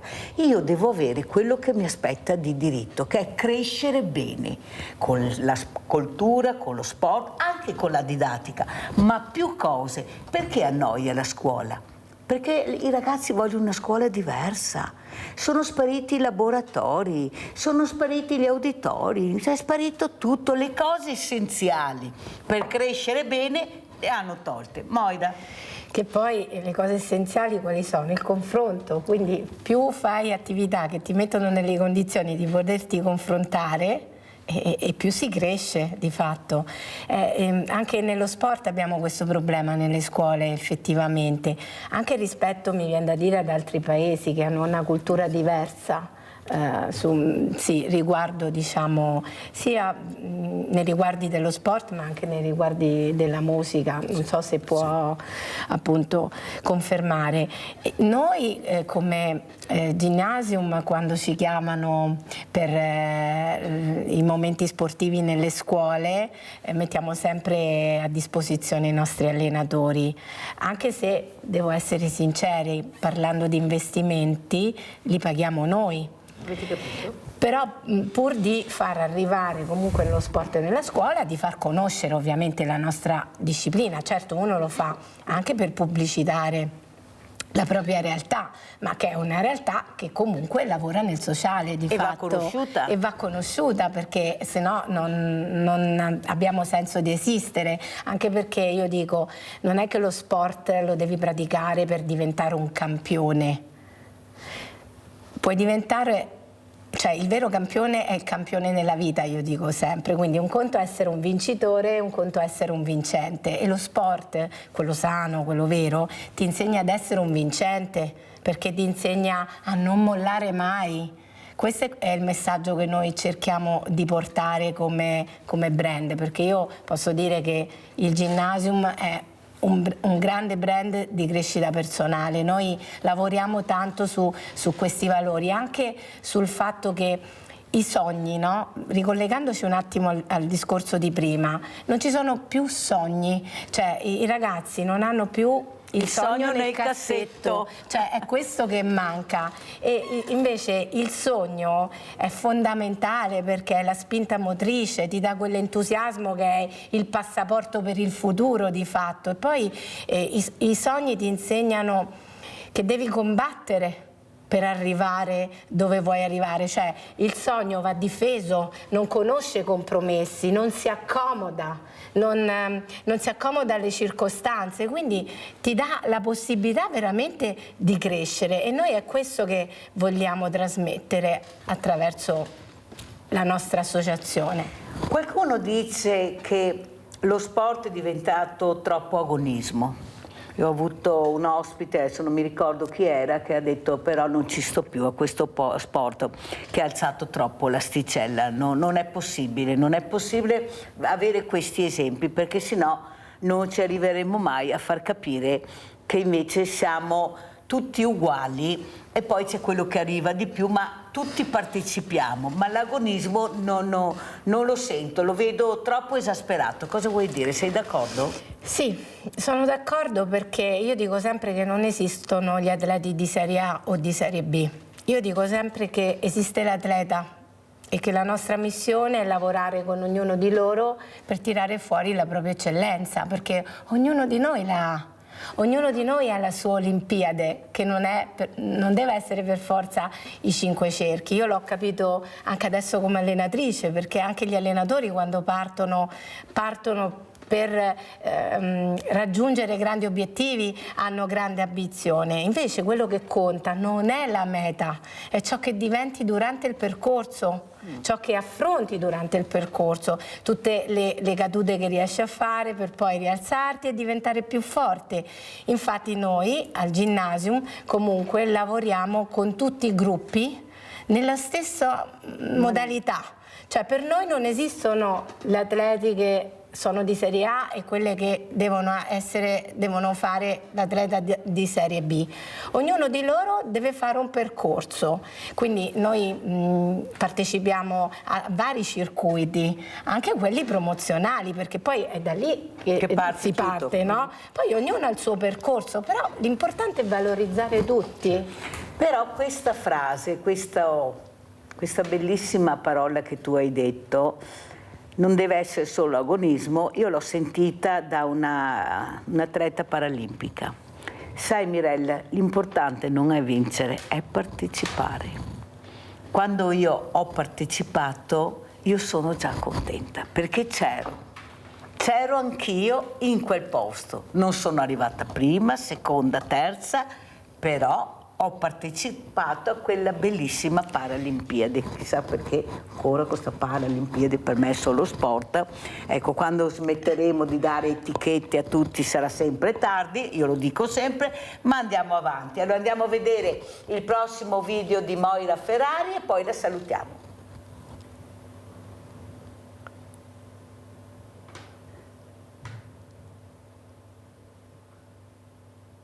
Il video.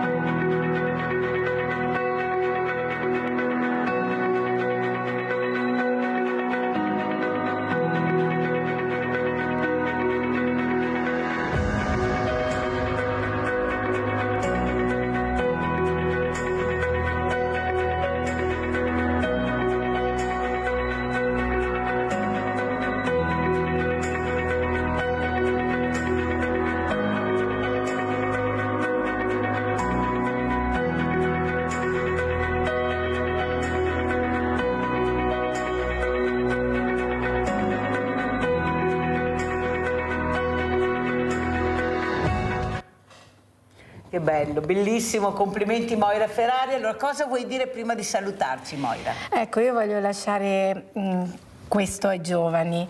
Cercate di stare sempre in un confronto sano. Cercate il confronto che fa crescere, che ispira. Cercate di togliervi dal giudizio e da tutto quello che non vi porta una crescita interiore, perché ritornando al discorso che abbiamo fatto prima di quello che si vede sui campi di gara, nella competizione, ci sarà sempre qualcuno che è meglio di te. Questo è un dato di fatto, però si può prendere tanto da quel momento, perché se diventa ispirazione si può crescere, se diventa frustrazione ovviamente poi si tende a mollare, no? A non continuare il percorso. Quindi stare in un confronto sano, che sia nello sport, che sia nella musica, che sia nella vita, secondo me è la chiave per fare un buon percorso di crescita. Ecco, auguro a tutti questa cosa qui. Grazie, grazie a Moira Ferrari, questa grande allenatrice, ma soprattutto questa educatrice di vita, di sogni, di percorsi, perciò dobbiamo ringraziare queste persone che veramente ce la stanno mettendo tutta per far capire che tu sei unico. Ecco, esatto. Sei unico e come te non c'è nessun altro. E nessuno più di te può crederci più di te. Grazie a Moira Ferrari, andiamo a vedere questo servizio invece concerto house, perché ospiteremo un altro ospite. Andiamo a sentire.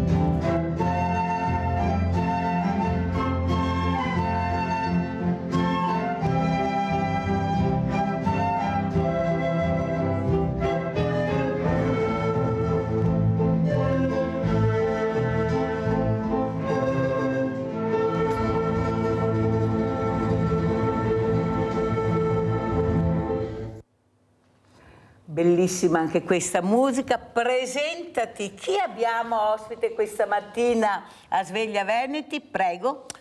Sì, io sono Giancarlo Cavallin, sono impegnato da anni appunto nel mondo del volontariato, in questi anni appunto nell'ambito dell'Auser, e all'interno dell'Auser è un mondo fatto da anziani, è nato più come un'associazione di anziani e poi man mano ha allargato il proprio mondo di attività, quindi coinvolgendo giovani, anziani e adulti in pratica in tante attività. E le attività, ecco, mi è venuto in mente un po' una piccola citazione perché me l'ero ritrovata, cioè che l'universo ha senso solo quando abbiamo qualcuno con cui condividere le nostre emozioni. Ecco, di quello. E credo sia importante questo, insomma, ecco, perché nella vita è importante, poi seguivo un po' quello che è stato il dibattito, insomma, ecco, il sogno è quello appunto delle emozioni e il saper investire in questo, saper condividere questo, insomma, ecco. È una cosa molto importante la condivisione. Cosa ne pensa maestro Carella? Condividere la musica, il suono, condividere anche le tue emozioni, prego. È assolutamente indispensabile ed è una delle cose che purtroppo ahimè mancano. Il fatto di essere insieme, il fatto di condividere uno sforzo sociale, lo sport, la musica, è qualcosa di bellissimo. Ed ricordiamo quello che dicevamo, da soli serviamo a ben poco. E anche il fatto di poter superare questo, prima parlavamo di sport, di eccessi, cioè di capire che siamo tutti dalla stessa parte e stiamo facendo tutti parte della stessa umanità, che abitiamo lo stesso mondo che viviamo la stessa musica, le stesse passioni, gli stessi sogni. Quindi complimenti per quello che lei fa, veramente. Maestro Carella, un'altra cosa importante è riuscire a capire come fare a entrare anche in queste persone per combattere la solitudine grazie alla musica, grazie ai concerti.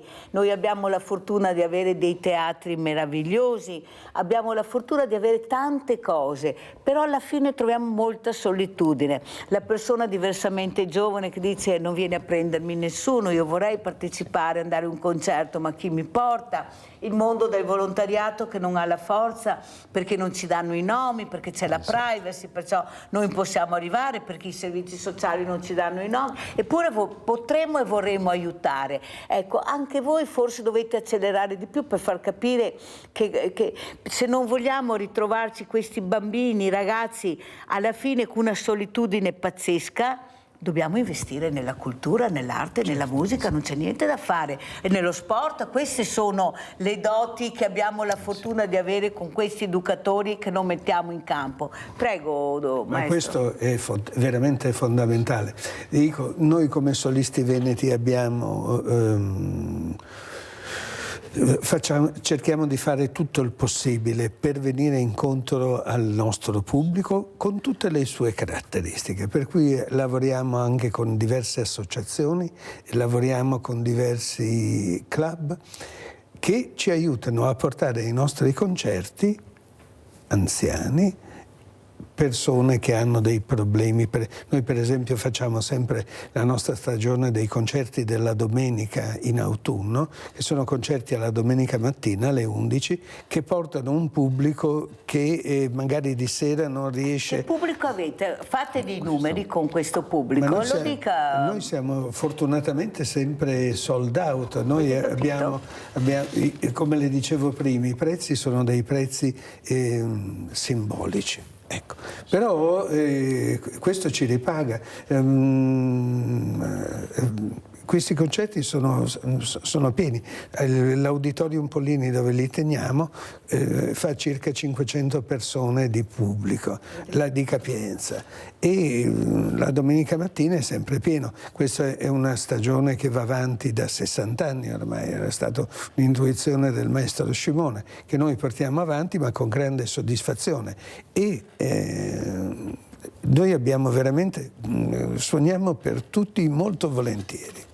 Allora andiamo a vedere un altro video perché così anche a casa questa mattina veramente nella massima tranquillità assaporate questa bellezza della musica, del suono. Andiamo a vedere il prossimo video del maestro Carella.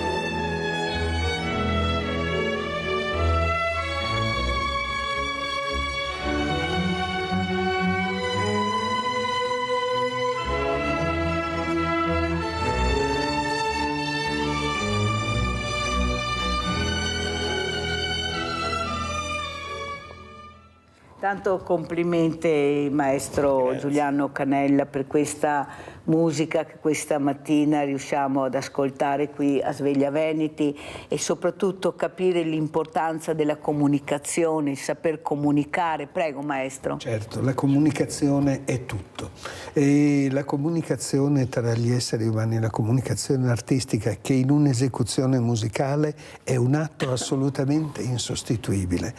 È qualcosa che dobbiamo portare anche nella vita di tutti i giorni, perché il fatto di essere insieme, il fatto di condividere, il fatto di lavorare insieme per un risultato è forse la cosa più bella che possiamo immaginare. Allora Cavallin, cosa ci vuoi dire invece del percorso che stai facendo? So che anche giri molto, vai da una parte, dall'altra, però cerchi di portare questo contributo per aiutare ad atterrare bene a questi diversamente giovani che sono poco ascoltati, le volte hanno anche famiglie, figli, ma tutti molto in fretta, non c'è più tempo di ascoltare, invece l'ascolto è fondamentale, ecco, avere l'orecchio e ascoltare quello che vuol dire questa tua mamma, questa tua nonna, questa tua zia, che magari ecco, ti ha visto anche crescere, ti ha aiutato a crescere, eppure tu non ascolti perché sei troppo indaffarato, sei preso da questo stress lavorativo che non hai più il tempo o non hai voglia di ascoltare, perché ascoltare vuol dire fermarsi, vuol dire fermo e adesso ascolto. Non si ferma più nessuno o pochi se non ci fosse il mondo del volontariato che Cavallin rappresenta questa mattina. Prego Cavallin. Sì, ecco, credo che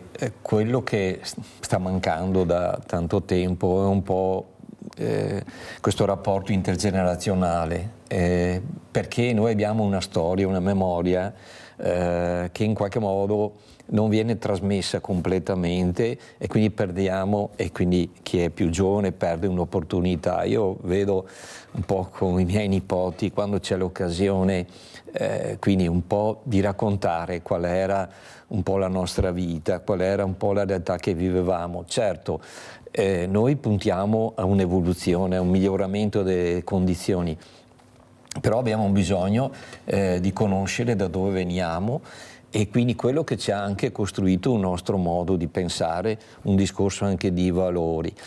Ecco, credo che oggi quando parliamo un po' della realtà del mondo degli anziani, sì, c'è un discorso di solitudine, questo è abbastanza diffuso, anzi si allarga sempre più, che poi non è solo i giovani. Prima si accennava anche gli anziani e quindi anche i giovani che spesso vivono chiusi un po' in un loro piccolo mondo e purtroppo magari non hanno l'occasione invece di vivere le esperienze, che sia dello sport, della musica, che dà anche l'opportunità. E sono ancora vivi però, esatto, sono ancora vivi. Esatto, questo. Per gli anziani, certo, c'è un discorso di chi noi dobbiamo aiutare a riuscire un po' dal loro chiuso, questa fase anche di solitudine. Però c'è anche il discorso che gli anziani vanno anche aiutati a sentirsi ancora utili, perché comunque se uno non ha grossi problemi fisici ha ancora la possibilità di dare un proprio contributo a quello che avviene nella propria realtà attorno a sé. Ecco, credo che queste sono cose su cui dobbiamo di più ancora lavorare. E riflettere. E riflettere, perché dare un senso al fatto che noi comunque finché respiriamo abbiamo la possibilità di essere utili alla comunità in cui viviamo. Andiamo a vedere anche questo servizio a Venezia, CGIL, SPI invecchiamento. Andiamo a sentire.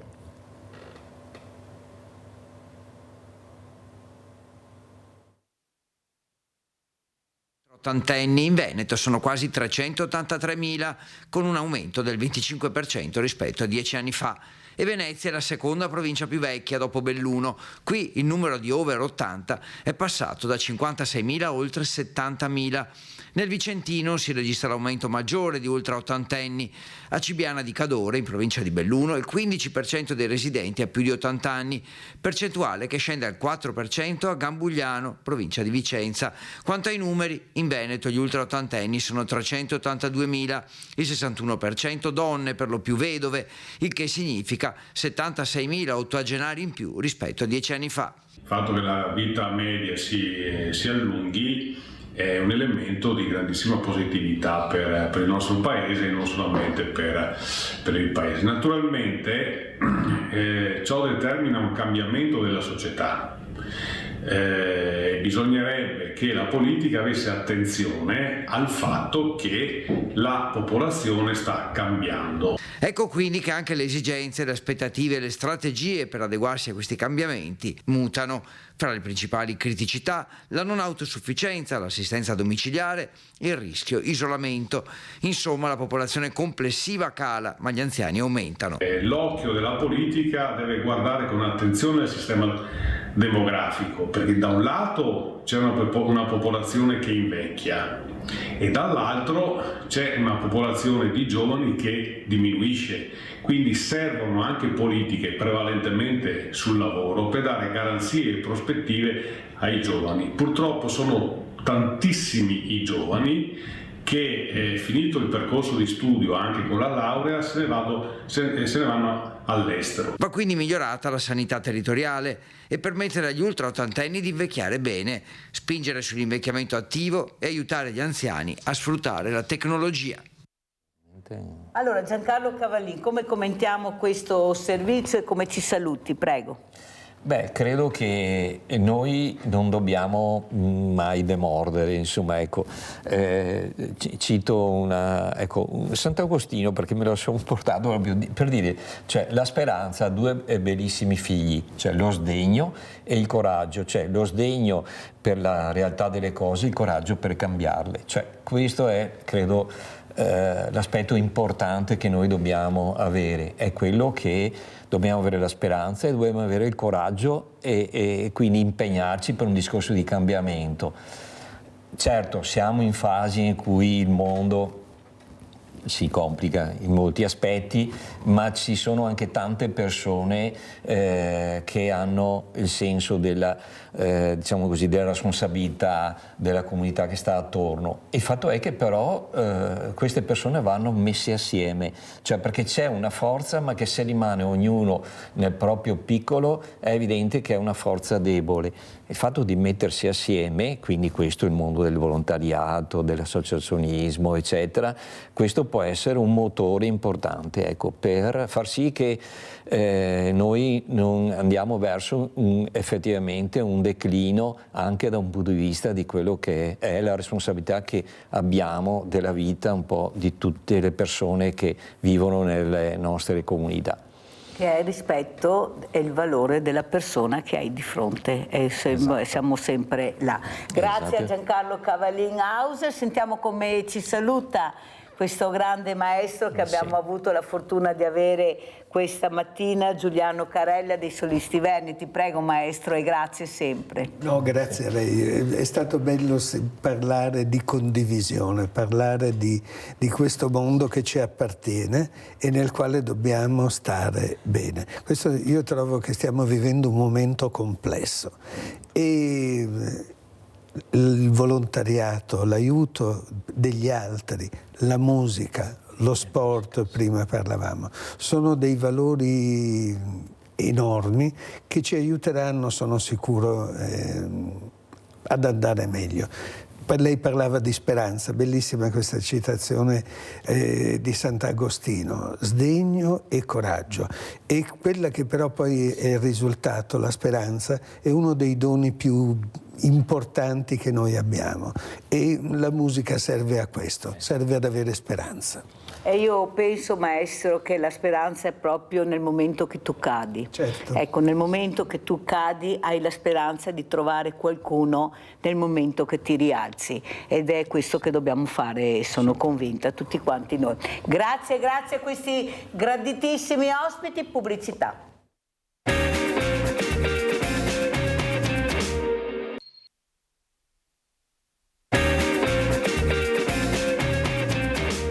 Siamo con Luca Grosso, presidente associazione Non Voglio la Luna, sentite che bello questo titolo, bellissimo, ecco, che spiegherà perché non voglio la luna, ma voglio qualcos'altro forse. Prego, Presidente. Buongiorno, grazie intanto dell'invito, grazie, sempre gentilissimi, sempre gentilissimi. Allora, non voglio la luna, francamente è nata nel 1996, in quel periodo c'era una bellissima canzone, la conoscete un po' tutti, ecco, che cantava Non voglio mica la luna, e ce la siamo un po' appropriata, diciamo, no? Ecco, ci sembrava che per noi rientrasse proprio con le nostre intenzioni, il nostro argomento. Noi ci occupiamo di disabilità, di conseguenza non voglio mica la luna vuol dire proprio, ecco, ci accontentiamo anche qualcosa di meno, ma però cerchiamo di arrivare a un qualche cosa di concreto. È quello che abbiamo cercato di fare in questi anni. In questi anni però, dove il mondo dei diversamente agili, come li chiama la Mirella, vede dei numeri importanti, però c'è ancora poco ascolto per queste fragilità. Io dico sempre, se non ci fosse il mondo del volontariato o il dopo di noi, io non so come andrebbe a finire. Ho avuto anche un ospite sabato che anche lui ha detto è molto dura Mirella, perché c'è questa burocrazia che veramente ci sta mettendo con le spalle al muro. Dobbiamo uscirne, dobbiamo capire che stiamo facendo il bene della comunità, il bene delle famiglie di questi ragazzi. Perché si è ascoltati così poco, Presidente, secondo lei, dopo anni e anni che ha fatto capire invece il mondo del volontariato l'importanza di averlo, che come alza il telefono arriva, che dà un aiuto anche se non c'entra niente con quella persona, ma arriva lo stesso. Prego. Allora, è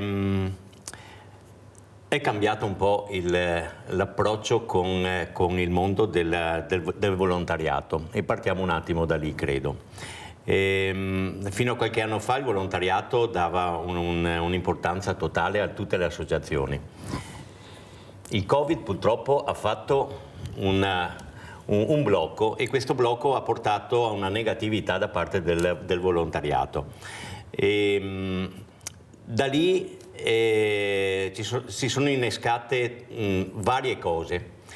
Le famiglie si sono un po' disgregate per quanto che riguarda le associazioni, il contatto vero fisico che c'era prima è venuto un po' meno, molti si sono adagiati sul fatto che, apro una piccola parentesi ma senza offesa per nessuno, ma Treviso è un'isola abbastanza felice rispetto ad altre situazioni di altre realtà. E questo ha portato purtroppo a rimanere un po' adagiati su quello che è stato preso negli ultimi 30 anni e che oggi stiamo cominciando a perdere. Stiamo cominciando a perdere perché l'evoluzione porta a non avere una comunicazione appunto con gli enti, e questo ci porta un po' a sfavore. Quindi se prima davano 100, adesso i 100 non sono più e sono molto meno. Dove si va? È difficile dirlo, però non stiamo andando in una bella situazione. Il fatto è che le famiglie questo non l'hanno ancora percepito, ma purtroppo lo vedranno a tempi brevi. E questo, a medio e lungo termine. Al momento forse, no, ma a medio termine. A medio termine vedremo. Credo che se ne accorgeranno che non partecipare, non essere presenti, non condividere, credo che questo ci porterà a una situazione un po' di negatività. Allora, vediamo appunto Non voglio la luna, cosa stiamo vedendo, Presidente? Questo qui è l'appartamento, dunque... Intanto dove siete? Dove siamo? Ecco, Allora, soprattutto. noi siamo di Paese, ecco, Castagnole è il centro, diciamo, dove abbiamo il centro CDD, ma ve lo spiego dopo. Questo invece è l'appartamento di Postioma. Questo appartamento è stato requisito alla mafia. Quindi abbiamo la mafia anche in casa, ecco, per chi non lo sapesse. No, la Mirella ogni tanto lo ricorda. Ecco, e quindi questo appartamento requisito alla mafia, il comune quindi ha fatto un bando e alla fine, insomma, per farla breve, siamo arrivati noi e quindi ce l'hanno dato in consegna questo appartamento. L'altro anno oltretutto abbiamo fatto finalmente un vero contratto che prima era annualmente, adesso finalmente ci hanno dato questa possibilità dei 5+5. Il Presidente ha detto finalmente. Sì, finalmente, perché ci metteva l'angoscia. Ogni anno dover ripetere il bando, dover ripetere il tutto ci metteva sicuramente l'angoscia. Allora, questo appartamento l'abbiamo ristrutturato secondo le nostre possibilità. Qui però ecco viene molto il discorso volontariato. Se non avessimo le persone che ci donano qualche cosa, noi da soli non avremmo mai potuto fare questo.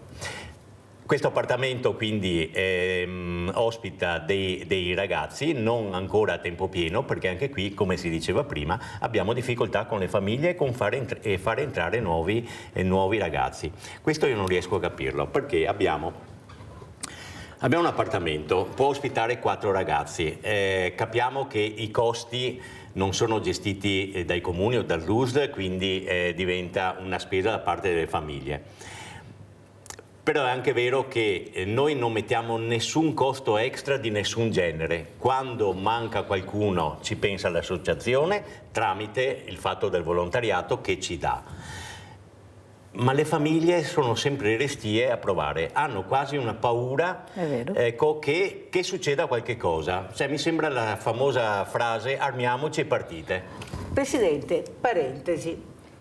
Non è che forse la parola giusta non è fidarsi, ma è vergognarsi? Perché io comincio a avere questo dubbio, che nel momento che porto mio figlio, la mia famiglia si espone e questo mi dà un po' fastidio. Perché sarà anche il profondo sud, ma siamo anche profondo nord, sa qua Presidente, inutile, io lo dico sempre, ma ve lo dico perché vivo le situazioni e non penso che tanti possano dirmi che non è vero, perché noi sbattiamo proprio contro questo muro, ma proprio sbattiamo forte, che è la famiglia che non ci aiuta ad arrivare alla fragilità, anzi ci tiene lontano. Basta vedere che se io voglio riprendere questi ragazzi devo fare le liberatorie come fossero dei mostri, perché alla fine allora il figlio normodotato può farsi le foto, video, il ragazzo, quell'altro mio figlio no, perché è strumentalizzazione. Vogliamo parlare a questi genitori? Presidente, l'ho invitato questa mattina per dire basta, perché fanno del male ai loro figli, sono loro che li fanno sentire diversi per primi. Prego. Credo che ci sia una parte di verità. Lo sappiamo bene, 40 anni fa era così. Ecco, le persone con disabilità venivano nascoste e venivano tenute in casa. Oggi diciamo che non è così, ma c'è ancora un po' di probabilmente di titubanza. Non so fino a che punto, non sono mai andato oltre su questo argomento, ma sicuramente c'è difficoltà, soprattutto per fare delle nuove esperienze e per aver paura, e hanno paura, no? Io dico che hanno molta paura di poter accedere a certi percorsi di autonomia, perché qui parliamo di autonomia, qui diamo la possibilità alle famiglie di avere un'autonomia. Noi inseriamo degli OSE, inseriamo dei educatori che chiaramente hanno un costo e chiaramente vanno retribuiti e chiaramente danno però un valore aggiunto a questi ragazzi. Io vedo che quando vengono i ragazzi sono stracontenti e strafelici. Peccato, come dice lei, che non possiamo fare i video, ma sono stracontenti e strafelici. Questo le famiglie probabilmente molte volte non lo comprendono. Non comprendono che sono i ragazzi che dovrebbero dare l'ok per questo tipo di attività. Se fossero i ragazzi che dicessero no, non vogliamo venire, a questo punto stiamo sbagliando noi. Ma siccome li vediamo e li ascoltiamo, non è così.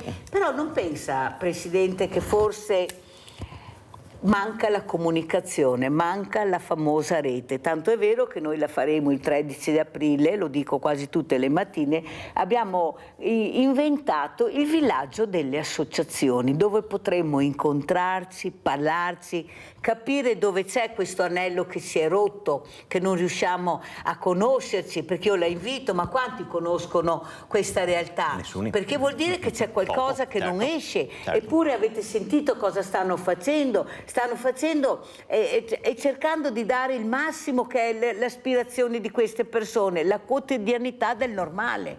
Questo è quello che fanno. Pensate che cosa grande fanno, eppure devono ancora combattere il punto più nevralgico, che è la famiglia. Se la famiglia non me lo porta e non investe su questa creatura, non riusciamo ad andare avanti. Infatti è un invito, tra parentesi, questo a contattarci, a venire a vedere, a venire a provare l'appartamento. Il nostro appartamento, tra parentesi, è fatto proprio come una casa. Abbiamo voluto che fosse una casa.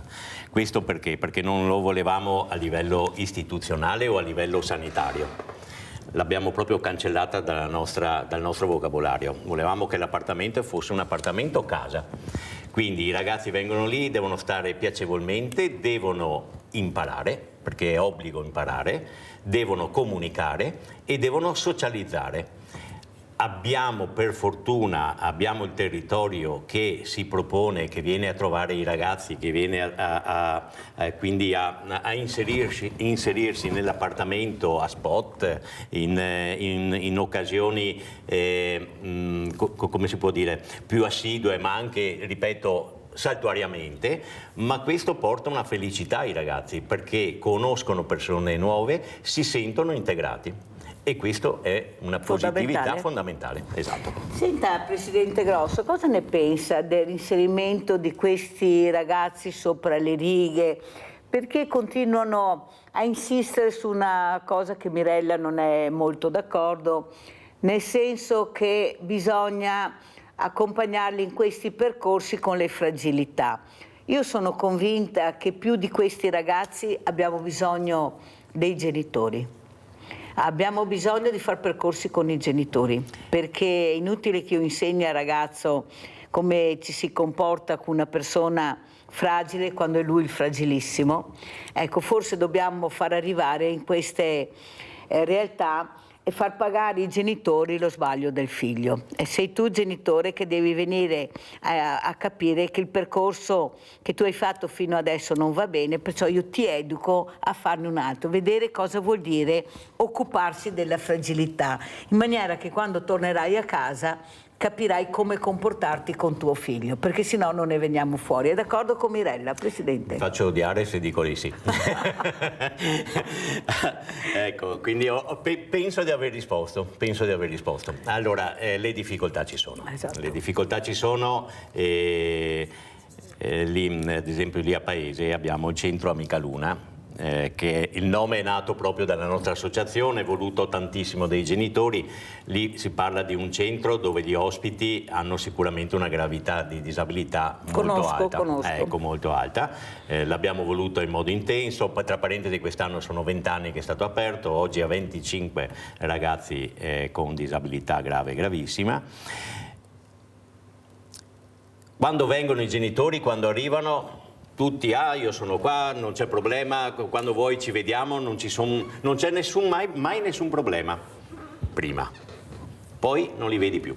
Avete capito? Non li vedi più, non si mettono in sintonia, non si trovano, non vengono, non si danno disponibili, non c'è dialogo.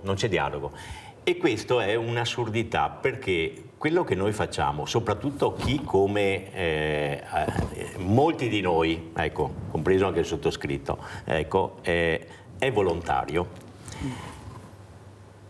lo facciamo per loro. Cioè, o questa cosa passa o questa cosa non passa, non riescono a percepirlo, o non lo so. Rina da Verona, poi continuiamo, se non mi cade la linea. Ciao Rina. Buongiorno. Sì, buongiorno signora Mirella, buongiorno al suo ospite. Buongiorno. Io volevo accennare a un fatto che già tante volte vi guardo, ma questa mattina è proprio giusto il problema. Allora, la mia ragazza è disabile e non riesce a trovare un lavoro discreto, però comunque è inserita nelle scuole con il SIL, sì, che le danno un gettone presenza. E non so se lei ritiene che io possa proseguire. Sì, vai. Allora volevo dire, com'è possibile che l'assistente riceve solo buone notizie, che è brava, che si dà da fare perché fortunatamente la sua disabilità è leggera, e che i colleghi, il direttore di scuola, tutti la amano, la vogliono bene?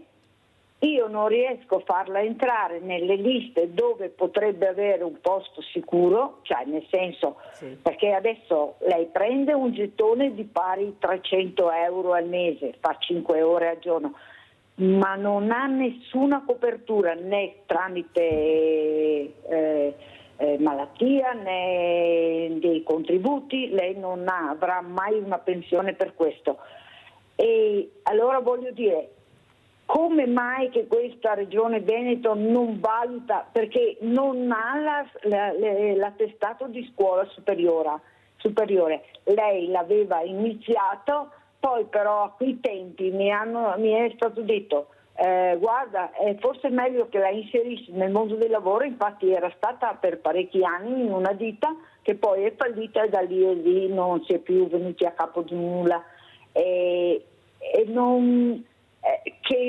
non il diploma. Invece adesso, vedendo cosa succede, cioè cosa chiedono adesso, dovrebbe essere che l'avesse terminato, magari con difficoltà perché non era al top, ma comunque ecco, volevo dire, come mai fanno queste leggi in cui non sgarano, nel senso che queste persone hanno bisogno, se sono capaci, se sono brave, perché dovrebbero aver sempre comunque bisogno del diploma di scuola superiore. Grazie. Grazie a te Rina, hai fatto bene a chiedertelo. Io sai quanti anni che mi chiedo quante cose fanno sbagliate, quante poche ne fanno di giuste. Perché vedi Rina, il problema è che fino adesso nessuno voleva parlarne, nessuno voleva far vedere queste realtà, nessuno voleva capire invece l'importanza di parlare, di dialogare, di noi. Infatti io non uso la parola disabili, io uso la parola diversamente agili. Allora io saluto veramente e dico grazie alla dottoressa Rossella Zatton, che è sindaco di Altavilla Vicentina. Buongiorno. Grazie sindaco di essere arrivata, veramente grazie. Stiamo parlando di fragilità, abbiamo questo presidente Luca Grosso, associazione Non Voglio la Luna, che sta spiegando la difficoltà di dialogare con i familiari. Ecco, voi siete in prima linea in questo, perché i familiari si rivolgono a voi tramite i servizi sociali, però poi si bloccano e non portano questi ragazzi e non partecipano a quelle che dovrebbero essere delle attività che fanno bene anche a loro, vuol dire inclusione questa. Certo. Come vede la situazione, sindaco? Perché veramente Rosso è un po' preoccupato, se andiamo avanti così non ce la faremo ad aiutare le fragilità. Prego. Allora, le fragilità, lo dice la parola stessa, no? C'è una fragilità. Da parte nostra i servizi possono solo che auspicare e incoraggiare i familiari a portare le loro difficoltà, perché allora, quello che io noto è molto spesso una sfiducia, no? È il motivo per cui io ho fatto il sindaco, cioè bisogna un po' ritrasmettere quella che è la fiducia anche nel servizio. Perché se io non ho fiducia nel servizio dico, beh, ma tanto non funziona, tanto cosa vuoi che mi diano? Tanto mi diranno di no. Esatto, invece non è così, perché tante volte le soluzioni ci sono, esistono. Io faccio parte anche del comitato dei sindaci, ovviamente, dell'esecutivo, adesso sta cambiando un po' tutto anche in Veneto per il discorso dell'ambito, no? Territoriale, sì. Che nessuno sa niente ancora, se lei sa qualcosa la prego ce lo dica. È ancora in fase di studio, infatti stiamo facendo riunioni su riunioni, però questo per dire cosa? Che la parte politica si sta dando veramente da fare per il cittadino e comunque anche la parte amministrativa, se vogliamo. Quindi il vero contatto col cittadino è l'amministratore, il sindaco e il servizio sociale. Le possibilità ci sono. Quindi dobbiamo incoraggiare il cittadino, dobbiamo forse pubblicizzarlo di più, dobbiamo essere magari un po' più sul territorio. Io per prima faccio fatica perché comunque tra sindaco e psicologa insomma mi destreggio, quindi non è semplice, però se tutti ci diamo da fare, ci diamo una mano, si può recuperare. Però vede sindaco, io voglio chiederle una cosa, se lei sa com'è possibile che il mondo del volontariato, che ha aiutato in periodi difficilissimi la politica, la pandemia, perché c'eravamo noi politici che andavano per le case a vedere cosa succedeva, cosa portare. Dobbiamo girare col commercialista e pagare per fare il volontariato.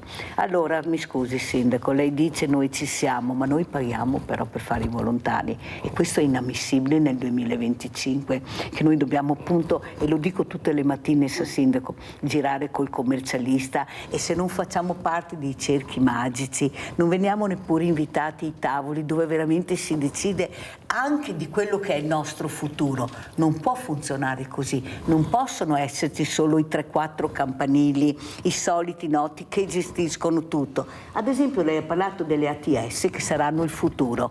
Ci vuole spiegare cosa ha capito, perché noi non abbiamo capito niente. E tutti ne stiamo discutendo, ne stiamo parlando, certo, ma noi che saremo e dovremo essere coinvolti. Come girerà questa storia? Perché stiamo parlando anche di tanti soldi, non stiamo parlando di niente. E siccome sono soldi pubblici, noi avremo piacere di capire e fare prevenzione per capire dove arriveremo e se ci saremo, chi ci sarà e chi governerà tutto questo ambaradan, visto che anche il sociale sarà tolto dall'URSS. Sindaco, se lei sa qualcosa, io la pregherei veramente di dircelo. Allora, io posso dire questo. Per quello che stiamo facendo e per quello che stiamo vedendo, almeno nella nostra zona dell'URSS 8, a parte del distretto est, stiamo, come dire, ci stiamo strutturando per dare in convenzione alcuni servizi. Quindi è un inizio. Ci sono regioni che sono già 10 anni che hanno l'ATS. Noi stiamo iniziando, quindi dovremo strutturarci pian pianino. Quello che noto anche da parte degli altri comuni, gli altri politici, è un'assoluta attenzione a quella che è la gestione. Cioè siamo tutti molto preoccupati, non è che prendiamo tutto alla leggera, ma sì dai, facciamo. Ci sono dei costi importanti da sostenere e soprattutto vogliamo far sì che il servizio venga garantito. Cioè questo deve essere... Perché manca completamente adesso, No. il sindaco. Allora... Cioè io non devo essere fortunata ad avere lei sindaco o adesso io devo avere quello che mi aspetta di diritto. Certo. Aspetti che le racconto perché le dico questo. Perché l'altro giorno su questa sedia c'era una signora non più giovane ma neanche diversamente giovane che ha per ben 2 volte tentato il suicidio, era qua seduta. E sa cosa ha raccontato? Ha detto: guardate, io nella carta ho 9 persone che mi seguono. Psichiatra, psicologo, servizi sociali, di tutto e di più. In realtà non ho nessuno. Non ho nessuno, mesi e mesi che non sento nessuno.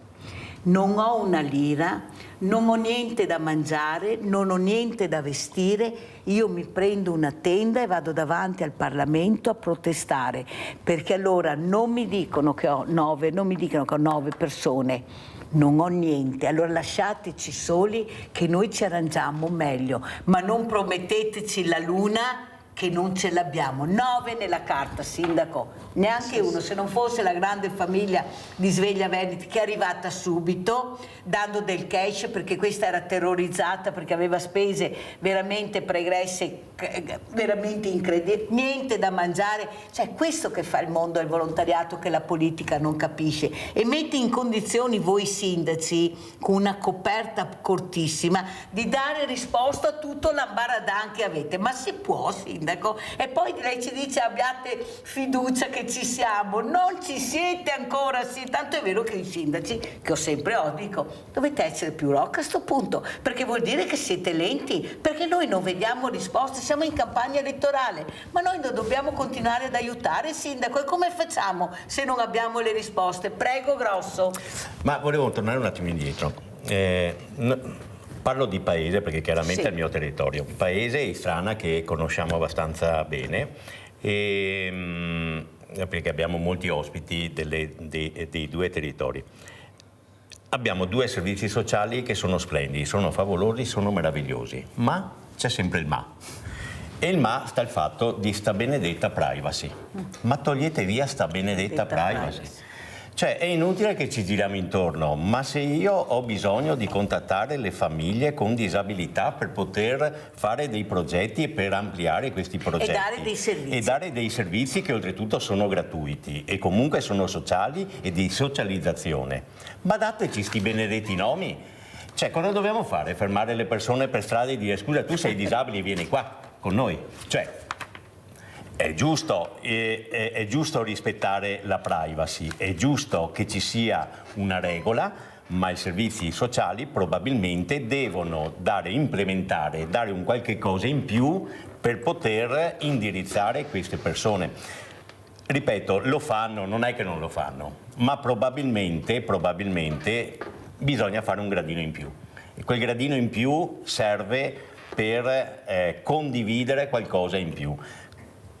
Ce ne sono tante famiglie che oltretutto proprio nei servizi sociali, indipendentemente dalla disabilità, stiamo parlando in generale, che i servizi sociali non sanno nulla perché non sono all'interno del territorio. E saltano fuori, poi dopo si vede nei giornali che salta fuori la persona che era disagiato, che era insomma, che c'erano delle difficoltà. Quindi togliamo via un po' di questa privacy, che credo che sia un gradino che blocca molto, limita completamente, e diamo la possibilità di conoscere le persone in più. Sindaco, che è anche psicologa, vero? Sì, esatto. Allora, questo lo dico anche ai miei colleghi sindaci quando ci troviamo al Comitato dei Sindaci o con l'ULSS. Io lo so che abbiamo queste difficoltà oggettive, no? Però io sono anche una persona molto concreta, cioè nel senso, se non posso fare perché comunque a guardare ad altre sfere non è possibile ancora gestire come vogliamo, dobbiamo come si diceva prima, organizzarci e mettere in piedi una qualche struttura, che sia di volontariato, che sia di collaborazione tra di noi, che sia un altro comitato, ma di aiutarsi e di cominciare a spingere su questi temi. Chiaro che noi come parte politica abbiamo anche una responsabilità sotto il profilo politico, possiamo, che ne so, far presente alla Regione, piuttosto che a Roma, piuttosto che in Europa. I collegamenti, i contatti ci sono, non dico di no. Dobbiamo farci sentire. Io sono un giovane sindaco, io ho tutta l'intenzione di darmi da fare. In qualche modo i risultati poi comunque arrivano. Io lo so che, per quello prima parlavo di fiducia, perché lo so e lo vedo anche nel mio studio, le persone sono completamente sfiduciate, ma la ruota deve girare e da qualche parte bisogna iniziare.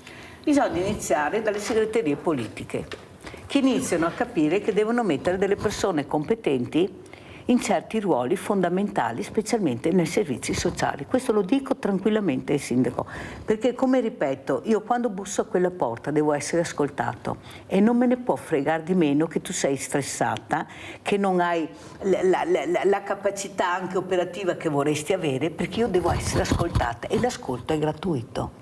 E tu sei là per questo. Allora io quando sento che vengono al banco alimentare persone in forte difficoltà, che mi dicono: sai che umiliazione, Mirella, che ho provato, ho cercato di affrontare questo ufficio e sono stata trattata malissimo, non mi hanno neppure ascoltato, capisce che la rabbia mi monta ancora di più, perché queste persone sono pagate per fare questo, perché la prima cosa del sociale è l'ascolto. Lei poi è una psicologa, penso converrà con me, è già abbastanza umiliata questa persona. Prima cosa, non era abituata a bussare, noi non eravamo abituati. Perché gli stranieri riescono a bussare? Perché sono abituati così, non c'è niente da fare. Loro le fa veramente, scusate, ma è partito perché aspetto una telefonata. E noi non eravamo abituati. Nel momento che riesci a fare questo, non so se Grosso è d'accordo, tu devi trovare l'accoglienza, la prima cosa, essere accolta, non giudicata. Invece il problema è che ti giudicano molti, non tutti, come dice, perché per carità si può mica sparare ma se io ricevo telefonate che i servizi sociali non funzionano perché non c'è l'ascolto, non è che tu sai che io ti chiedo qualcosa, tu devi ascoltarmi. Cosa succede, Grosso? Perché non c'è neppure più questo? Dove veramente il sindaco lo trovi, lo fermi, si ferma, ti ascolta. Poi c'è il vuoto assoluto da parte di chi non ha intenzione di ascoltare, perché come dice sono demotivati, ma non è colpa mia se tu sei demotivato, intanto stai facendo quel lavoro. Prego, Grosso. Ma è un po' difficile rispondere a questo quesito, perché la difficoltà delle persone, cioè l'approccio è forse che è dentro di noi. Cioè, se noi andiamo all'interno di un ufficio, troviamo una persona sorridente, che è tranquilla, eccetera, ci esponiamo e ci lasciamo andare. Troviamo una persona che è un po' burbera oppure che ti guarda un po' male, succede questo. Allora, Lo sguardo. Lo sguardo è la prima cosa, credo, no? Ripeto, forse un po' di formazione qualcuno la dovrebbe fare e fin qua ci siamo, ma non credo che i servizi sociali oggi non siano pronti a questo. Bisogna lavorare ancora, ecco, bisogna lavorare, e non c'è personale. Beh, questo è il personale. O sono in ufficio o sono fuori. Su un paese ce ne sono 2, come fanno ad arrivare? Se voi me lo spiegate, come fanno ad arrivare alle fragilità? Che non conoscono neppure loro, tanto è vero, sindaco, che ho detto un sindaco presente che l'ha fatto, fai un censimento del territorio, chi è fragile nel tuo l'ha fatto. Ho detto Mirella, avevi ragione. Non conoscevo queste realtà. Fate come una volta, torniamo indietro, invece di andare avanti, torniamo indietro, vediamo chi sono le fragilità, facciamo un censimento, chi sono, come vivono, di cosa hanno bisogno, come posso aiutarli, visto che abbiamo questo mondo del volontariato, come dice giustamente Grosso, che possiamo aiutare, ma se non ci date i nomi noi come facciamo ad arrivare? E qua siete voi sindaci che potete fare questo, perché noi la privacy non la possiamo togliere, non possiamo aumentare i servizi sociali, abbiamo 6 milioni di poveri, ma vogliamo capire che sono persone che lavorano, questi poveri che non ce la fanno ad arrivare a fine mese. Non sono più i barboni di una volta, sindaco, prego. Sì, allora l'idea del censimento è un'ottima idea, anche perché appunto come sindaci è fattibile. Ora io mi rifaccio un po' anche al mio comune, probabilmente il mio comune anche come servizio sociale funziona piuttosto bene, abbiamo comunque la possibilità di aiutare con dei banchi elementari che comunque sono molto discrezionali, cioè nel senso che la spesa viene portata addirittura a casa, quindi non si mette in difficoltà o a disagio la persona. Diciamo che fa parte un po' della sensibilità di ciascuno di noi, cioè come diceva prima, io posso avere una sensibilità, un altro sindaco può puntare su tutt'altro. Questo dovrebbe effettivamente farlo l'ambito a questo punto, nel senso che l'ambito, da quello che capisco di recente, è proprio per dare la possibilità anche a quei comuni che non hanno l'assistente sociale o che ce l'hanno in convenzione con qualcun altro o che ce l'hanno con la cooperativa, in altri modi, non ce l'hanno fissa, di avere anche loro queste funzioni. Si sa che però, come dire, laddove non abbiamo più un contatto così diretto, le cose potrebbero cambiare, quindi i dubbi sono tanti. Quello che cerchiamo di fare è il meglio proprio per i cittadini. Io, come sindaco di Altavilla Vicentina, voglio garantire a tutti i cittadini il servizio che stiamo garantendo adesso. Quindi non ho nessuna intenzione di perdere ulteriormente qualcosa. Ha capito? Guardi, noi l'abbiamo ascoltata attentamente e lei ha una certa sensibilità e questa sensibilità la trasmette anche ai suoi collaboratori, che sono gli assessori, che sono i servizi sociali, perché lei ha questa sensibilità, ma ripeto, ma se io non ho il sindaco o l'assessore che ha questa sensibilità che è calata dall'alto per nome di Gesù Cristo, io la sento quando busso alla porta e non ho risposta.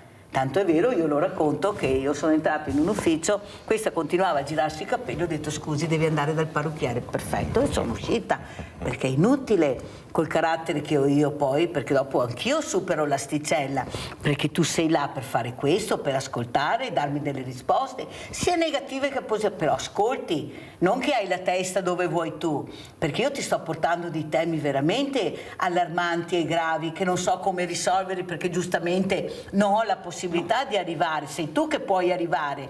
Capisci che non ci siamo proprio, che qua dobbiamo rivedere i servizi sociali che chiudono all'1 del pomeriggio il venerdì. Ma stiamo scherzando? Al venerdì chiudono tutto. Se non ci fosse il mondo del volontariato che riesce veramente a distribuire quel poco di bene e di dignità alle persone, cosa farebbero queste persone? Centralino, l'ufficio si riapre lunedì. Se fino a lunedì cosa faccio? L'ha detto questa persona, 9 persone sulla carta, non ho né da mangiare né da vestire, ho un centesimo in tasca. Cosa faccio? A chi mi rivolgo? Il mondo del volontariato, che arriva subito. Ma può continuare così? Sindaco, chiudiamo, cosa vuole dirci? Mi fa piacere averla conosciuta. Ma allora, vero Grosso? Ma veramente? Ecco, volevo... Dopo, prego. Questo fa parte anche del mio percorso di studio e comunque del mio percorso di vita. Ripeto, se ho deciso di fare il sindaco è per portare qualcosa di diverso. Allora, che partito sindaco, visto che non l'abbiamo detto? Fratelli d'Italia. Fratelli d'Italia, è giusto dire anche di cosa appartiene, prego. Ok, io sostengo che il cambiamento, se non parte dall'alto, deve partire dal basso. Quindi ciascuno di noi si deve impegnare e deve credere in quello che fa e portarlo avanti con coraggio, quindi con cuore e con passione.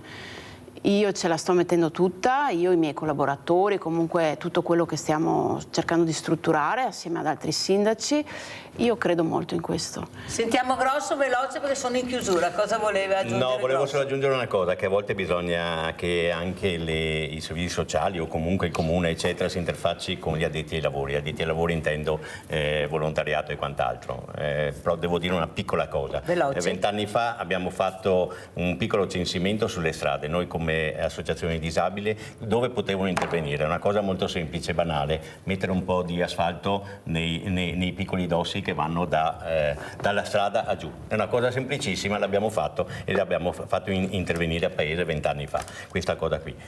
Allora, sono cose banali, ma se non chiediamo a chi ha il problema, non chiediamo di illuminarci, probabilmente alcune cose non si riescono a risolvere. Io dico l'ultima cosa, venite a trovarci, venite a vedere quello che noi stiamo facendo.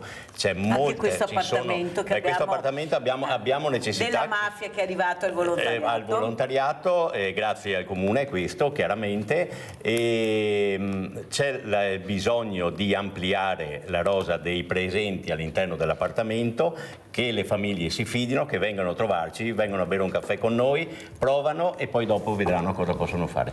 Grazie a questi squisiti ospiti. Adesso andiamo a pranzo con la proposta di Mirella. Risotto campagnolo. I ritmi stagionali davano alla vita contadina lo spunto per una ordinata successione di azioni e comportamenti che si ripetevano fedelmente di anno in anno. La primavera significava la rinascita della natura, l'estate la mietitura, l'autunno la vendemmia e l'inverno regalava giorni di riposo.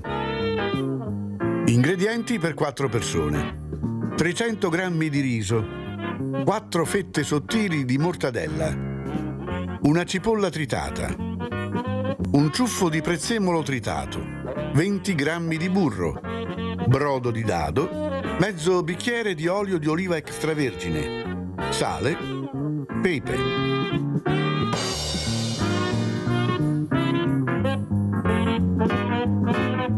Tagliate la mortadella a striscioline.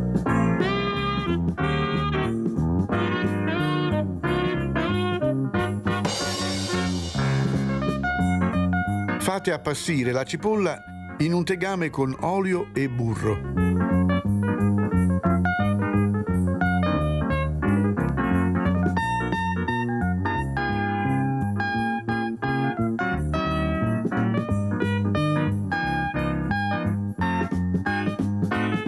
Non appena imbiondisce, aggiungete il riso.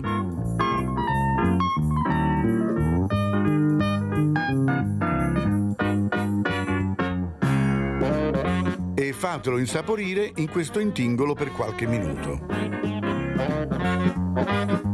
Aggiungete il brodo. Portate a ebollizione mescolando e facendo attenzione che non si attacchi alla pentola.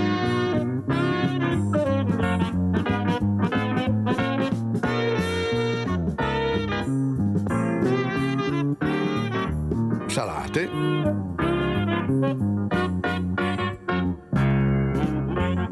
Pepate.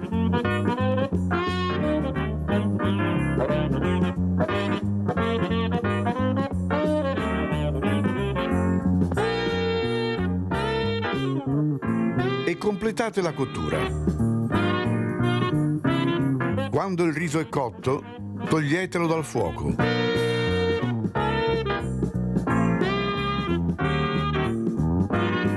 Aggiungete mortadella e prezzemolo e mescolate.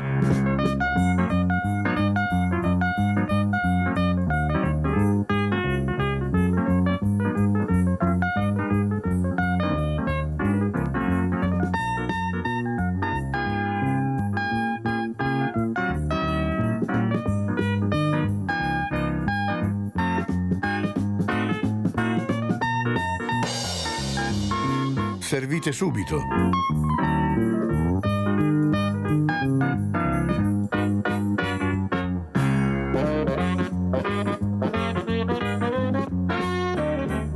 E buon appetito!